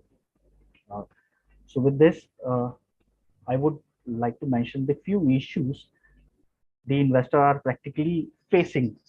So in case they have purchased the share, as Savitri ma'am was saying, that if many times the shareholder were purchasing shares in the short name or just with the surname, like someone has purchased the share in R.K. Mehta instead Rakesh Kumar Mehta. So these kind of things also create issues for the investor while they are claiming their shares. So for that particular reason, they have to go with the correction their name, and they have to apply for the white paper notification as well from the Publications Department of India. Now, there are several issues as well which investors are practically facing when they apply for any information, when they request RTA for the same. RTA take too much time to respond, and the RTA is the very first person for the company, for the investor to communicate with. So when the RTA is delaying in the process, it literally becomes very difficult for the investor to process their claim. Now, even after the rectification of every error and every point, when an investor file the IPF Form 5, the IPF authority, if they are not they are not on the same page with the documents and they want further clarification of the same, even they take too much time to respond, and that creates quite delay for the investor as well. And even if they approve the claims, many of the cases I have seen that it took 10 months after the approval of IPF authority for the client to get their shares back on actual in their demat account. So this is something which troubling investors literally on the ground. With this, I would like to ask Pawan sir to take forward. Thank you, Raghav. Now, the Ankit is handling various companies, listed companies, and he's advisor to various listed companies. Ankit, what is your crux? What are the problems your clients are facing, and how you are advising? Some few points which you think, just please share. I think, sir, I'll share some specific points and some general. To begin with specific, while there are a lot of other issues with respect to claims and filings, but one major issue which we are foreseeing these days is on account of mergers and acquisitions, where companies are merging. If suppose a listed company is amalgamated with other listed companies, and there are a lot of verification requests which are pending on account of shares being there in IPF. So one issue which is there predominantly is that the INC 28 of the company is not approved unless and until all the verification forms have been cleared by the company. So this is one main challenge, that while you are considering for a merger and your scheme is approved, you have to make sure that the forms are there, either approved or otherwise you have to make a request to the IPF for cancellation of such forms in case the capital, for example, if it's IBC matter or other related matter where shares are cancelled, then the request otherwise becomes infructuous.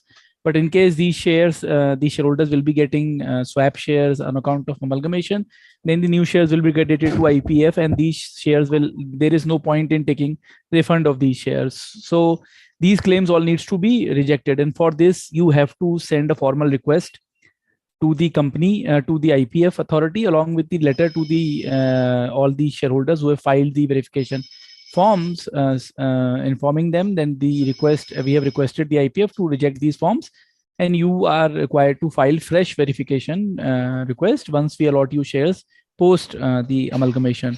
So this is another key point. Another key point with respect to M&A is that once the company is merged and there are dividends which have been transferred to IPF.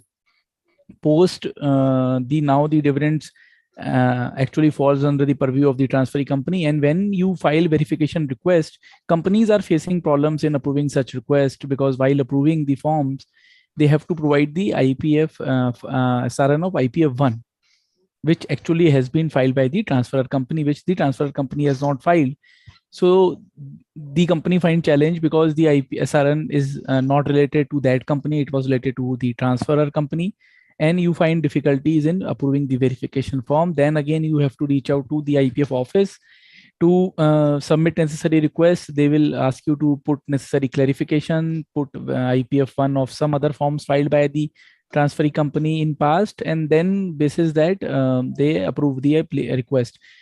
There is specifically no process for the transition of the dividends on from the transferor's name to the transferee. You have to submit necessary request for doing so. This is an important issue which we are finding in a lot of M&A transactions.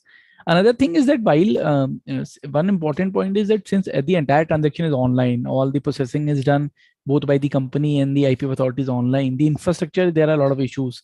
I have been seeing in companies filing forms, they are getting rejected soon after filing the form.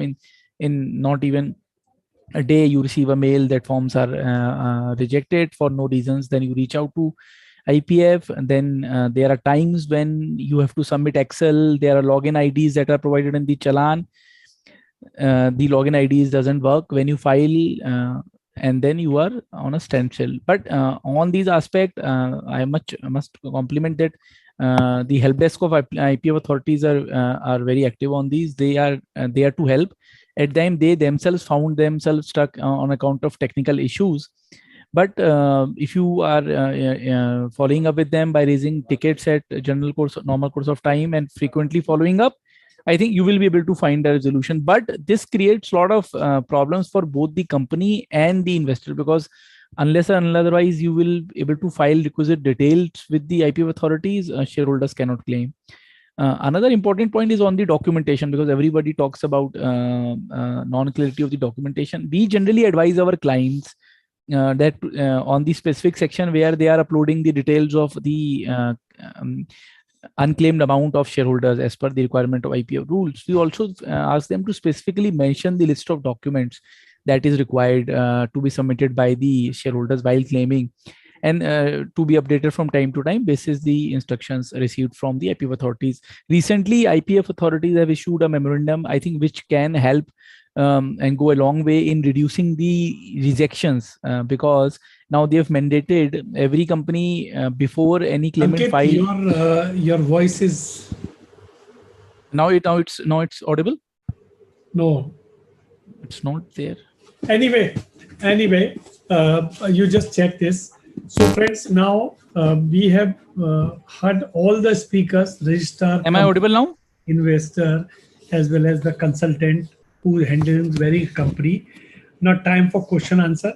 I have received various questions, and these questions which I have received, my request to all the participants, all the speaker, don't take it, because when investors are raising issue, he's not raising issue just because of he wants to raise some point or criticize company, registrar, or other people. Actually, we should take it very positively and understand their pain also. They have some asset which they are not able to transfer, and they are moving this way to that way. So government as well as registrar and companies must work together. So I didn't get that. Could you try again? So they can work out in such a manner. So now some questions for company, then I will come to the investor. Other question: how to transfer dividend amount lying in the unclaimed suspend account to IPF? Anyone? Meena, Kunal, Savitri, Ankit, anybody can take. How to transfer dividend amount lying in the unclaimed? I think it will be in the similar fashion as we transfer for other accounts, and file the form IPF 7 once the filing dividend has been transferred. Is it like transfer of unclaimed shares from unclaimed account? Is it? Yeah, this is transfer dividend amount lying in the unclaimed suspend account of IPF. dividend amount lying in the unclaimed suspense account. See, basically what happens is unclaimed suspense account means the shares of the company lie, where certificates have come back undelivered. So, those share certificates are moved to a demat account, those shares, and kept. And when dividend on those unclaimed suspense shares lie unpaid for 7 consecutive years, then those shares from the unclaimed suspense account needs to be transferred to the demat account of the IEPF authority. And that is done through a corporate action mechanism with the depositories. Absolutely right. If I may just add, see, just because the shares are an unclaimed suspense account, commonly we refer to them as Clause 5A account because this was originally introduced in Clause 5A of the listing agreement. While the shares may have come back undelivered, maybe the right shares, bonus shares, as the case may be, the dividend may actually be getting encashed because the dividend may probably be going directly to the bank account of the shareholder, or even if it is not direct credit, even if it is a dividend warrant which is sent to the shareholder, maybe the shareholder has been claiming, in which case you will not be transferring shares from the unclaimed suspense account. But there's an important point that has been brought up over here, which is with respect to reconciliation of shares in the unclaimed suspense account with that of the dividend. Now, I did mention that unclaimed suspense account dividend may be getting encashed. This is because the shareholder may be holding, let's say, his original shares, let's say 100 shares originally allotted to him or originally held by him, while the bonus 100 shares may have gone to the suspense account. Now, when it goes to the suspense account, it is a demat account held in the name of the company. So therefore, with respect to whatever has gone to unclaimed suspense account, there is a doubt as to what happens to the dividend. But what normally companies do is they ensure that the dividend is cleared in the name of the original shareholder because his right to receive dividend is not taken away. So that's something which needs to be seen. Tunal, you may also add because this is something which you keep handling regularly. Yeah, you're absolutely right. Because the shares have gone to unclaimed suspense account does not mean that we will stop paying dividend to the shareholders. And in many cases, we have found that although shares are lying unclaimed, dividend has been encashed. So those do not qualify for transfer. And when you do the transfer to IEPF, you always do a reconciliation of this unclaimed suspense account to see holder-wise how many of these need to go to the unclaimed need to go to the IEPF. And that's quite a tough task which needs to be done because if you look at the demat statement, you'll only see one lumped figure, while actually it's an aggregation of several holders. Okay. Now, friends, we have received more than 35 questions. Okay. So we will do this. So whatever question I'm raising, anybody can raise hands. I will ask this question from you. When the sale of fractional share arose to merger scheme in the year 2011, as per section 1956 Companies Act, there was no need to transfer the sale proceeding of fractional share to IPF. Whereas in 2013 section requires the company to transfer the sale proceeding. Event happened during 1956 Act was applicable. Will the transfer of sale proceeding become applicable as per 2004? When your voice is not very audible. Okay, I'm just asking this question. This is a 1956 Act and 2013 Act issue.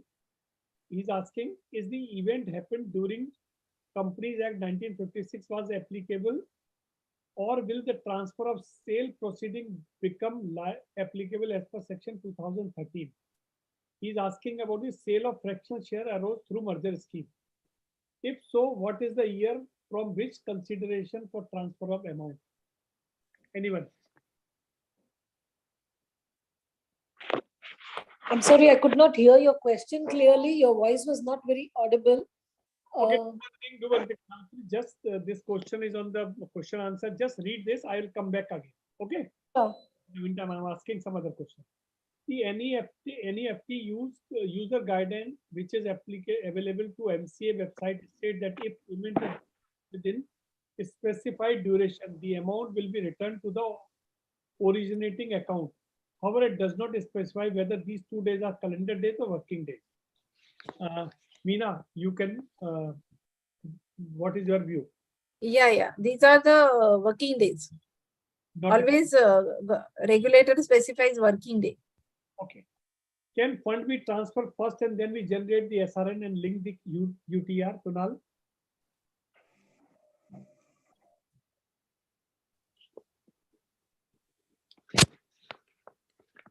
Meena, you can give answer. Can fund be transferred first and then we generate the SRN and link the UTR? Normally SRN is first. Okay. Raghav, you have any view on this? SRN first. Sorry, I missed that question. SRN first. Okay. Now, Tunal, does the share transfer to IEPF through procedure of duplicate share certificate or through transmission of shares? See, IEPF authorities have named this process as transmission. When I was speaking, I said that, you have to issue new share certificates. It's not called duplicate certificate, but new share certificates are to be issued in lieu of the certificates which you are transferring, because those certificates are not in your hand. Okay. So to effect the process of movement of the shares from the respective shareholder's name to the name of the IEPF fund, you need new certificates. Okay. Also, just to add,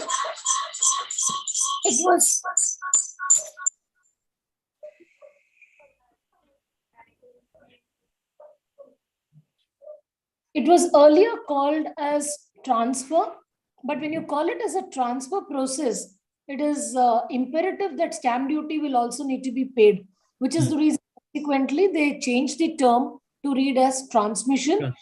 Just as Tunal mentioned, it's a process of transferring from X to Y, but it is treated as transmission by law. Okay. Who is the beneficiary owner of IEPF shares?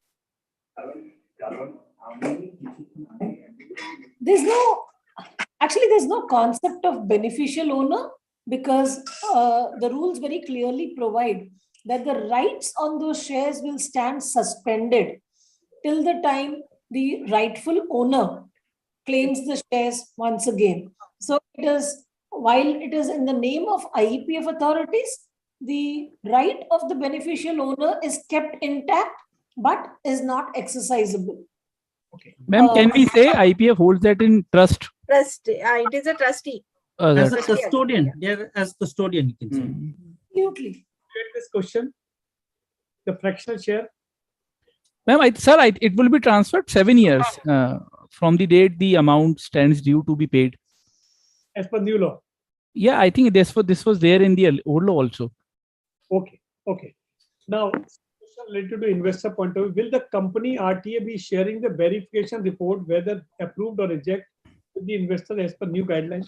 Raghav, your point, and then I will ask Meena and any other person. What do you say? Question is not clear. There are the RTA be sharing the verification report, whether approved or rejected, with the investor? Verification report is always shared with the investor only. Okay. What is the best source to find old share certificates? Best source? There is no source. There is no source. You have to have your own you can do a try on the IPF portal. It gives you a search facility to find out whether your shares are there in the IPF. You can run your luck. Okay. Meena, enough verification is done by RTA, yet IPF takes so much time to process, which is beyond. Can be easily outsourced to MNC like PCS and approved by government officer, which happen to for a lot of other activities in India. What is your view? Actually, company and RTA both are doing entire verification and submitting the docket. So even we feel that after that the queries, but I'll tell you, there are very minute queries are coming. For recently we have seen all Delhi cases are getting rejected. Why? Because the address which was earlier recorded, and now in Delhi they're issuing house numbers. So Okay. the new document is having house number, old document doesn't have house number. And that one house number is leading to the rejection of entire IEPF document submitted. So we are educating investors that such a micro things are also checked. Basically in IEPF, what happens is they are trying to look at apple to apple. Whether your name is PAVAN, Pavan Kumar Vijay only. If it is PAWN, they will reject. If your address is dicto matching, word to word, verbatim, otherwise they will reject. So these are the policies followed by IEPF. We cannot actually comment on it. But yes, I feel there has to be a forum which is representing companies and RTAs and everybody, and we should be representing to IEPF. There has to be a communication. Like in SEBI, we have a lot of working groups concept where we, as a working group, we keep giving feedback to the SEBI, and SEBI keep issuing these circulars. But same way, IEPF also needs to have this working group concept, is what I feel. Okay, Tunal, how can the company help when an investor does not receive multiple amount of dividend back from the IPF due to lack of document, challan, details from the company in the verification report? I think challan details, firstly, the company, it is responsibility of the companies to provide, because if they can't, then even the authority, it will be unfair for the authority to, expect from the authority to release. So the company will have to ensure that it provides all the necessary details. That onus lies with the company. Okay, okay. Raghav, you have any view in this? Okay, now, as per November 3 to 21 circular, RTA shall not insist on notarization and affidavits unless required by law. Why are RTA still asking for it? Example, affidavit and indemnity for issue of entitlement letter. Raghav, you have this question and you can ask the Meena. So what is your view? Not exactly this was the issue faced by one of our clients. So the RTA literally asked for the affidavit and the indemnity for just issuing the entitlement letter when the SEBI specifically has told them not to do so. So 99.99% we have stopped asking for any surety, indemnity, anything. Like for example, I remember recent case where the company has asked us to seek this document because in that case what happened, Raghav, is the name had changed. The name of the person has changed, signature has changed, address has changed. Every practical KYC document has been changed. So then company, and it was high value case. So in that, it got marked as a suspicious transaction because everything got changed within a span of 6 months. So only in suspicious transactions, maybe companies are demanding still that particular thing. But in normal cases, we have stopped long back after SEBI circular has come. We are not asking for these any specific cases there. You can always write to me. I will check. But normal circumstances, we are not asking. We are going strictly by IEPF regulation. For example, FIR. For SEBI cases, we are not asking FIR copy. But for IEPF cases, we are asking FIR copy that way. So I have another question, if I may. Yeah. So in one of the particular case we are handling right now, so in the same, the surname has been changed due to the marriage, and the investor, she has the old passport in the original name, and she has the new passport copy as well after the change, after her surname change. So she doesn't have her marriage certificate. So in this case scenario, can't we go with the both the copy of the passports? No, marriage certificate is a mandatory document, Raghav. So there is a specific case we can discuss offline. But marriage certificate is a mandatory document. Yeah. This is the question for Reliance as well as K Fintech. Some complaint is there, so I'm just raising this point for the benefit of. They are saying first they want Reliance RTA is so as to respond the IPF matters. Kindly look into this and tell them to increase the bandwidth. This is one suggestion which has come. Okay, so Savitri and Meena can work out.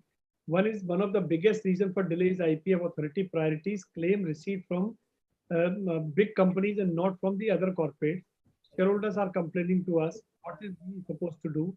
Is there any way out to, apart from the other thing, to get approval and claim on priority basis?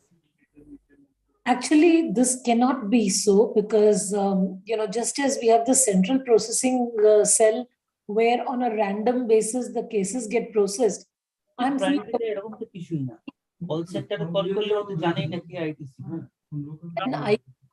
IEPF, the cases are taken up on a random basis in the sense that it is a FIFO method which works. So even the person working over there does not know which cases are going to come to him or her.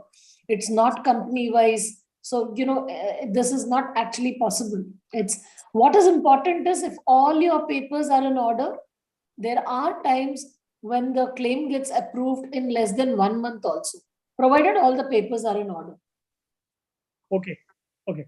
Now, Raghav, somebody is asking what is the contact number of investor companies for IPF authority, toll-free number, other contacts. So please supply to them or whoever asked this question. Sure, Okay, question for you. A person residing in USA claim to be the legal heir of the deceased shareholder of Indian company. The shares of deceased shareholder are transferred to IPF. He gives the power attorney to a broker in India for receiving all the correspondence from the company and for transmission of shares. Can the broker register his address, phone number, and email address in record of the company as a part of KYC update? I think Raghav, this is the Raghav's question. Meena can reply or Tunal and Savitri can reply. So can the broker register his own address as a KYC? No. Okay. Actually, that is a big challenge we are also facing. Many brokers come to us and they try to register their own email ID, their own address, but we cannot allow that. Okay. Okay. Okay. So why RTA are not quoting the specific objection to not processing the investor's request? They quote general statements, sometimes say that your request cannot be processed as a document are not substantiated. Actually, the reason code is not coming to us as well from IEPF authorities. So that if we get that dashboard for status with the reason code, it will be really useful. Like we also can cascade that information back to the investor. Can't the RTA can create, because you are facing all problems and you have different types of issues.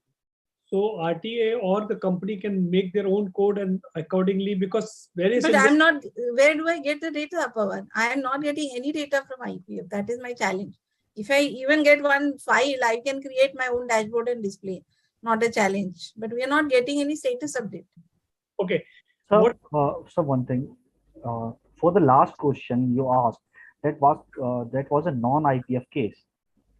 Okay. It was just a transmission case and the shares were still with the company and still the claim were rejected and no issues were told to the investor. IPF share, but some broker is getting the POA and then he's submitting KYC of the behalf of the shareholder.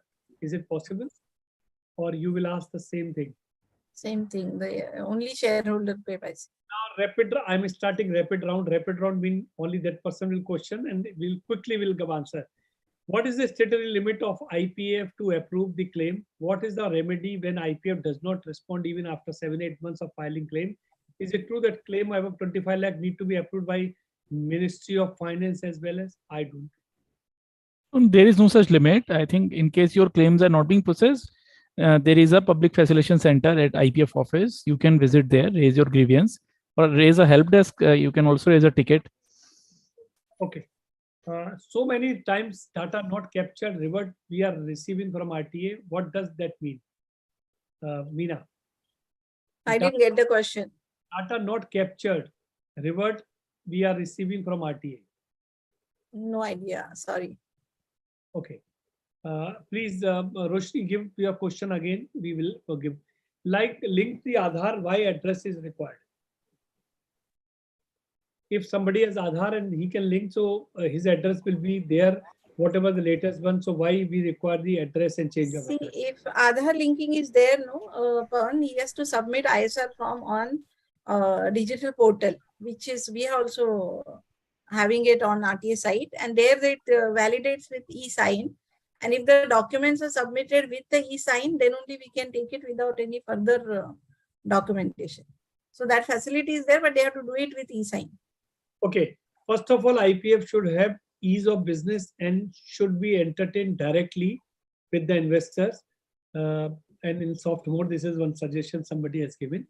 Can we follow provision of SEBI circular while handling refund claim, which includes issue of duplicate share certificate? Kunal or Savitri, anybody, or Raghav? Can we follow? When we are specifically applying for the IPF claim, we have to go by the rule of IPF authority as well. So we cannot ignore the specific guidelines by the authority. Although we have to follow the SEBI guidelines, but the IPF will work on their own guidelines. So we have to follow the SEBI. But if this is a non-IPF case, we have to go with the SEBI circulars. That is why important that the guidelines are same. If those are different sets, then it creates problem for everyone. Okay. Other than that RTA certificate, what other certificate letter need to be attached with verification form? Kunal, Meena. Basically, it's all you have to give supporting to your own holding. That's all.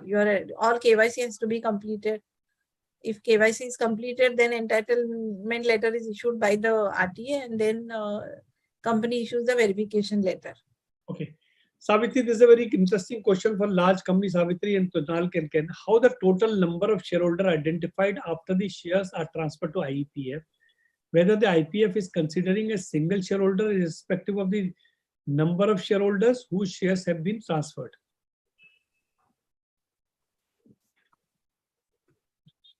I think technical questions, you can read and come back. See, most of the time it will happen is that a particular shareholder's folio say part of the shares go to the IEPF, not the entire one. So that particular shareholder continues to remain a shareholder as well. Okay, it's very rarely that the folio absolutely becomes zero in terms of shares when you transfer the shares to IEPF. So you calculate IEPF as one shareholder, whereas the particular shareholder who would continue to have shares will be treated as shareholders in the total count. Okay. Meena, there's a very interesting question for you. I have or specific to Meena, madam. For Reliance Industry, we have submitted IPF 5 form. Then again, email received from Reliance that to submit the undertaking and that the dividend and shares will be transferred to IPF. Once claim submitted, then how can again you will transfer to IPF? Till our earlier claim are not approved, then how again it will be transferred to IPF? So this is a general, I think this is a technical issue which you people are facing. So you and Savitri can tell. Like today also I have a case, Reliance case only, where the time is coming, you know, where we should be transferring the securities to IPF. In the meanwhile, the documentation is still not completed by the investor. So they are asking us to keep a hold on it. So we cannot keep a hold on it. That is the challenge. Like this is the technical issue. Okay. Savitri, there's a question to you.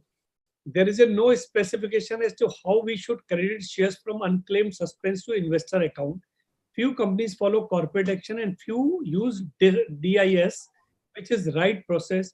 Which one is the right process?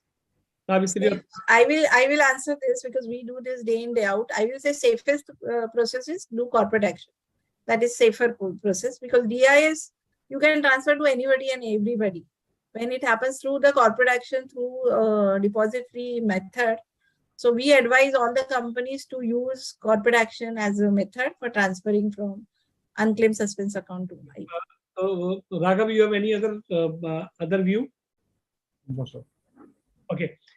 Sir, please review my case where company like EML, Eicher Motor had all due diligence and IPF may change it to accept status instead of rejecting without any concrete. I think these are the personal questions which Mr. Boss, you can contact separately. Please clarify how the unclaimed suspense account be opened without linking a corresponding bank account in the same name. Alternately, please explain how the share lying in unclaimed suspense account will be linked to original shareholder for dividend, other similar purpose. Yeah, we have to maintain a ledger as a company. We have to maintain a ledger, which are those shares which are going to IEPF, so it doesn't lose its identity. Like suppose there are shares of Pawan, Meena and Raghav. Now it is gone to IEPF, it has become IEPF ownership, but the company has to maintain a ledger where Pawan's 20 shares, Meena's 10 shares, Raghav's 5 shares are maintained. So every company has to maintain their own ledger. Supplementary register. Yeah. Because Supplementary. otherwise your account will not, when you submit the shareholding pattern. Okay. And how do I issue entitlement letter if I don't even know what the shares are for? Okay, so Raghav, IEPF authority flags objection in installment instead of once, which is one of the main reasons for the delay in processing IEPF claim. It took more than 3 years for me to get the refund and shares from IEPF being company secretary. You are echoing the same view? Well, sir, it happens. It happens a lot. When we apply for the IPF claims, first of all, to get the exact status, IPF authority will take too much time. So we have to wait too much for the status of our share of any investor shares. So if they are getting their shares in fractions, they must be facing some issues, sir. Okay. We filed IPF 5, but stamp money received not generated. So we cannot submit physical copy to IPF to concerned authority and company. What is the solution? Yeah, I was talking about this problem that unless they receive that email from IEPF authority, they cannot submit these additional documents, if any. There is no method available to the investor where suppose I realize that I have to submit this document now. They cannot unless it is accepted or rejected by IEPF. Okay, this is one person has given his grievance, and RTA response for the IEPF related query from the investors is really very, very slow. When such matters are escalated to nodal officer of the company, they also do not respond or even a one-line email. I think this is a one point which you people can make it your own system, that what is happening. So no, Pawan, that is what initially, if you remember my presentation, I have also highlighted, Nodal also highlighted. Unfortunately, once that verification is completed, after that it is complete blank screen for us. As a RTA, as a company, we do not get any information, and we are really helpless when the investors start writing to us. We have to keep telling them, please go back to IEPF, raise your query, raise your ticket to IEPF. If they can supply this data to the RTAs, all the self-registrars like Tunal, we will do that investor education. We'll be happy to do it, because today we are facing the brunt of the investor saying that you are the one who is delaying. Okay. Okay. So Raghav, one of my client had lost his shares worth rupees 2 lakh and initiated an application for duplicate share. We provided full KYC document along with ISR form. We neither filed an FIR nor we gave the advertisement in the newspaper. The value of shares is 2 lakh rupees. Still RTA has rejected and asked for provide the FIR and newspaper advertisement.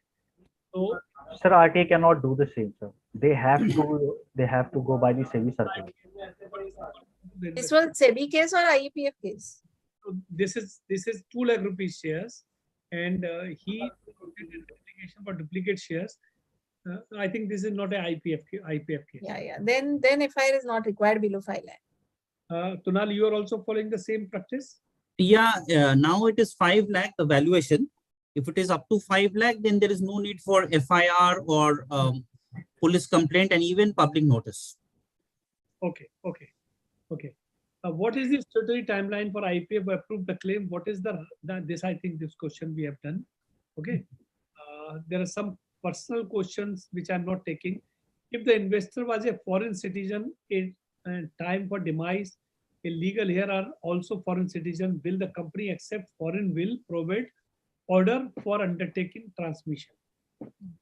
So I think these are some very few. So Meena and Tunal, Savitri can tell us, if there is a one person who is foreigner, he died, and then his other person is also foreigner. The legal heirs. That is also foreigner. Then what is the process? Because they will not come to India, that they will give the will or probate of the foreign company. What is the solution for this? Here we have to see the nationality of the person and whether he's allowed to hold the securities in the name. So it starts from there, So, but whether that company then obviously when the probate is done by him, it has to be certified by the respective authorities. It has to be done. What do you call? Normally, foreign shareholders. Authorized. or for the foreign shareholder, what you are doing? You are The foreign shareholders cannot hold directly, no, Pawan. That is what I'm trying to say. They have to hold it through FPIs, foreign shareholders. Only NRIs, yes, this case must be for NRI. no, but NRIs are allowed to hold securities. I was NRI, then I have become that citizen of that country, and then Then you should exit when you are NRI. And if you want to still buy, you have to buy through FPI route. You cannot buy directly. when I was NRI, now I become FPI. Then this case. So first, I have to settle that who is the owner, and then I have to follow other things. Yeah, correct. What is the guideline in this? Guideline is clear that Indian citizen only can hold direct securities. Foreigners can hold through the organized FIIs or FPIs that way. So that is why it is a very, very niche query, Pawan. So Okay. it has to be specifically evaluated with the legal counsels and all. So friends, because we have overshooting already crossing the time, there are so many questions, so many issues of the investors. What I'll suggest, all these questions I will give to my team. They will reply and they will take help of Tonal, Meena, Savitri, Ankit, and they will reply to the investor. So friends, today whatever you have asked, tomorrow you have some other queries, you please write to us. We will give a reply to you. But we are not the authority. We can guide you, we can help you, we can suggest you, we can raise your point and tell the registrar and companies what they should do, because everything has a procedure. Sometimes what is happening that we want to cross the procedure and their hands are tied because this is a matter of money. Somebody is referring only 2 lakh rupees. We have seen the case of 10 crore, 20 crore, 25 crore rupees. So companies are over conscious because in the process something wrong should not take place. And sometimes what is happening that the father died and somebody is coming. Now company is not aware that he has legal heirs or also or not. Whether this person is a second wife's son or some wife is also there. So many issues are there. So the company has to take lots of precaution. So we have to understand, and simultaneously the message is the RTA and the company also follow a very crystal clear process. And the people are saying that the RTA and companies and other people are asking piecemeal. So you can give a checklist to them that if you want to follow this, you have to do this. So friends, with these things, I'm closing this session, and as per ritual, I'm asking one last questions to everybody that how this system can be robust. So everybody can give your point. So I'll start with Meena. What is your view? And other person I'll come. So how to make this system? I want only one thing, that is a communication from IEPF status update and the view to the RTA so that we can service investors better. Kunal? Yeah, transparency is required from the authority so that everyone is aware where the claim lies. And also one has to look at it judicially to reduce paperwork and emphasize on greater automation, which is the need of the hour. Ankit? I think technology and infrastructure upgradation at IPF is the foremost requirement, and clear SOPs by both the RTs and companies can help a long way. Okay. Savitri? Raghav, you tell. So the authority have to improve their infrastructure so they can handle the cases, the claims being filed by the investors.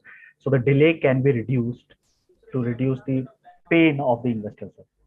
Okay. So I think with this thing, Savitri, if you are here, you can give answer. So the crux is that the purpose of this webinar was to communicate the investor that what are the points and the communication to the professional. With like Meena is experienced, Tonal, Savitri, Ankit, they are experienced person in the investor's point of view, which Raghav is handling. So we have combined this point and various questions which we have received. Simple message is that let's make the system robust by making SOP, clear direction, using technology, so the investor can take advantage and their system and the things should be faster. delay is the most important concern which we have to remove from everybody's side. So everybody can do their own work, and I will compile these points and communicate to the ministry that these are the issues of investor. We should look into this. And I hope when we'll do next program, that time something good can take place. So thank you very much. Thank you very much to all my learned speakers, Amina, Tonal, Savitri, Raghav, and Ankit, for giving. Friends, our journey of this will continue, and our next program on Friday, which we have announced, that first Friday of the month, we will discuss whatever law has come in the last month. So last month, other thing, some issues related to one security law. One major thing has come, social stock exchange we have notified, and now this social stock exchange is in law. And this will be a game changer for the social work in India. So the social stock exchange, new evaluation is social funding. That is the point. And 5th August, we are having this program. And we have invited SEBI officials, NSC and BSC and NGOs, those who are doing social work and they require fund. And I hope this program will be very interesting to understand, because here, not the money, it is not for the profit, it is for the social impact. So the difference of money creation and profit creation and the social impact creation, that is very, very ticklish and important, that who will put money for social and how to do this. And I hope by doing this type of exchange in India, all money, all things can be channelized in a proper manner, and the rightful NGOs, rightful people will be eligible to get money, and their responsibility to disclose, responsibility to comply, and the responsibility of transparency will also take place. So thank you very much. Next week on 5th at same time, 4 o'clock, we'll meet and we'll discuss threadware, the social stock exchange, new era for social changes. We will discuss. Thank you very much. Thank you. Thank you. Thank you, Pawan. Thank you so much. Thanks, everyone.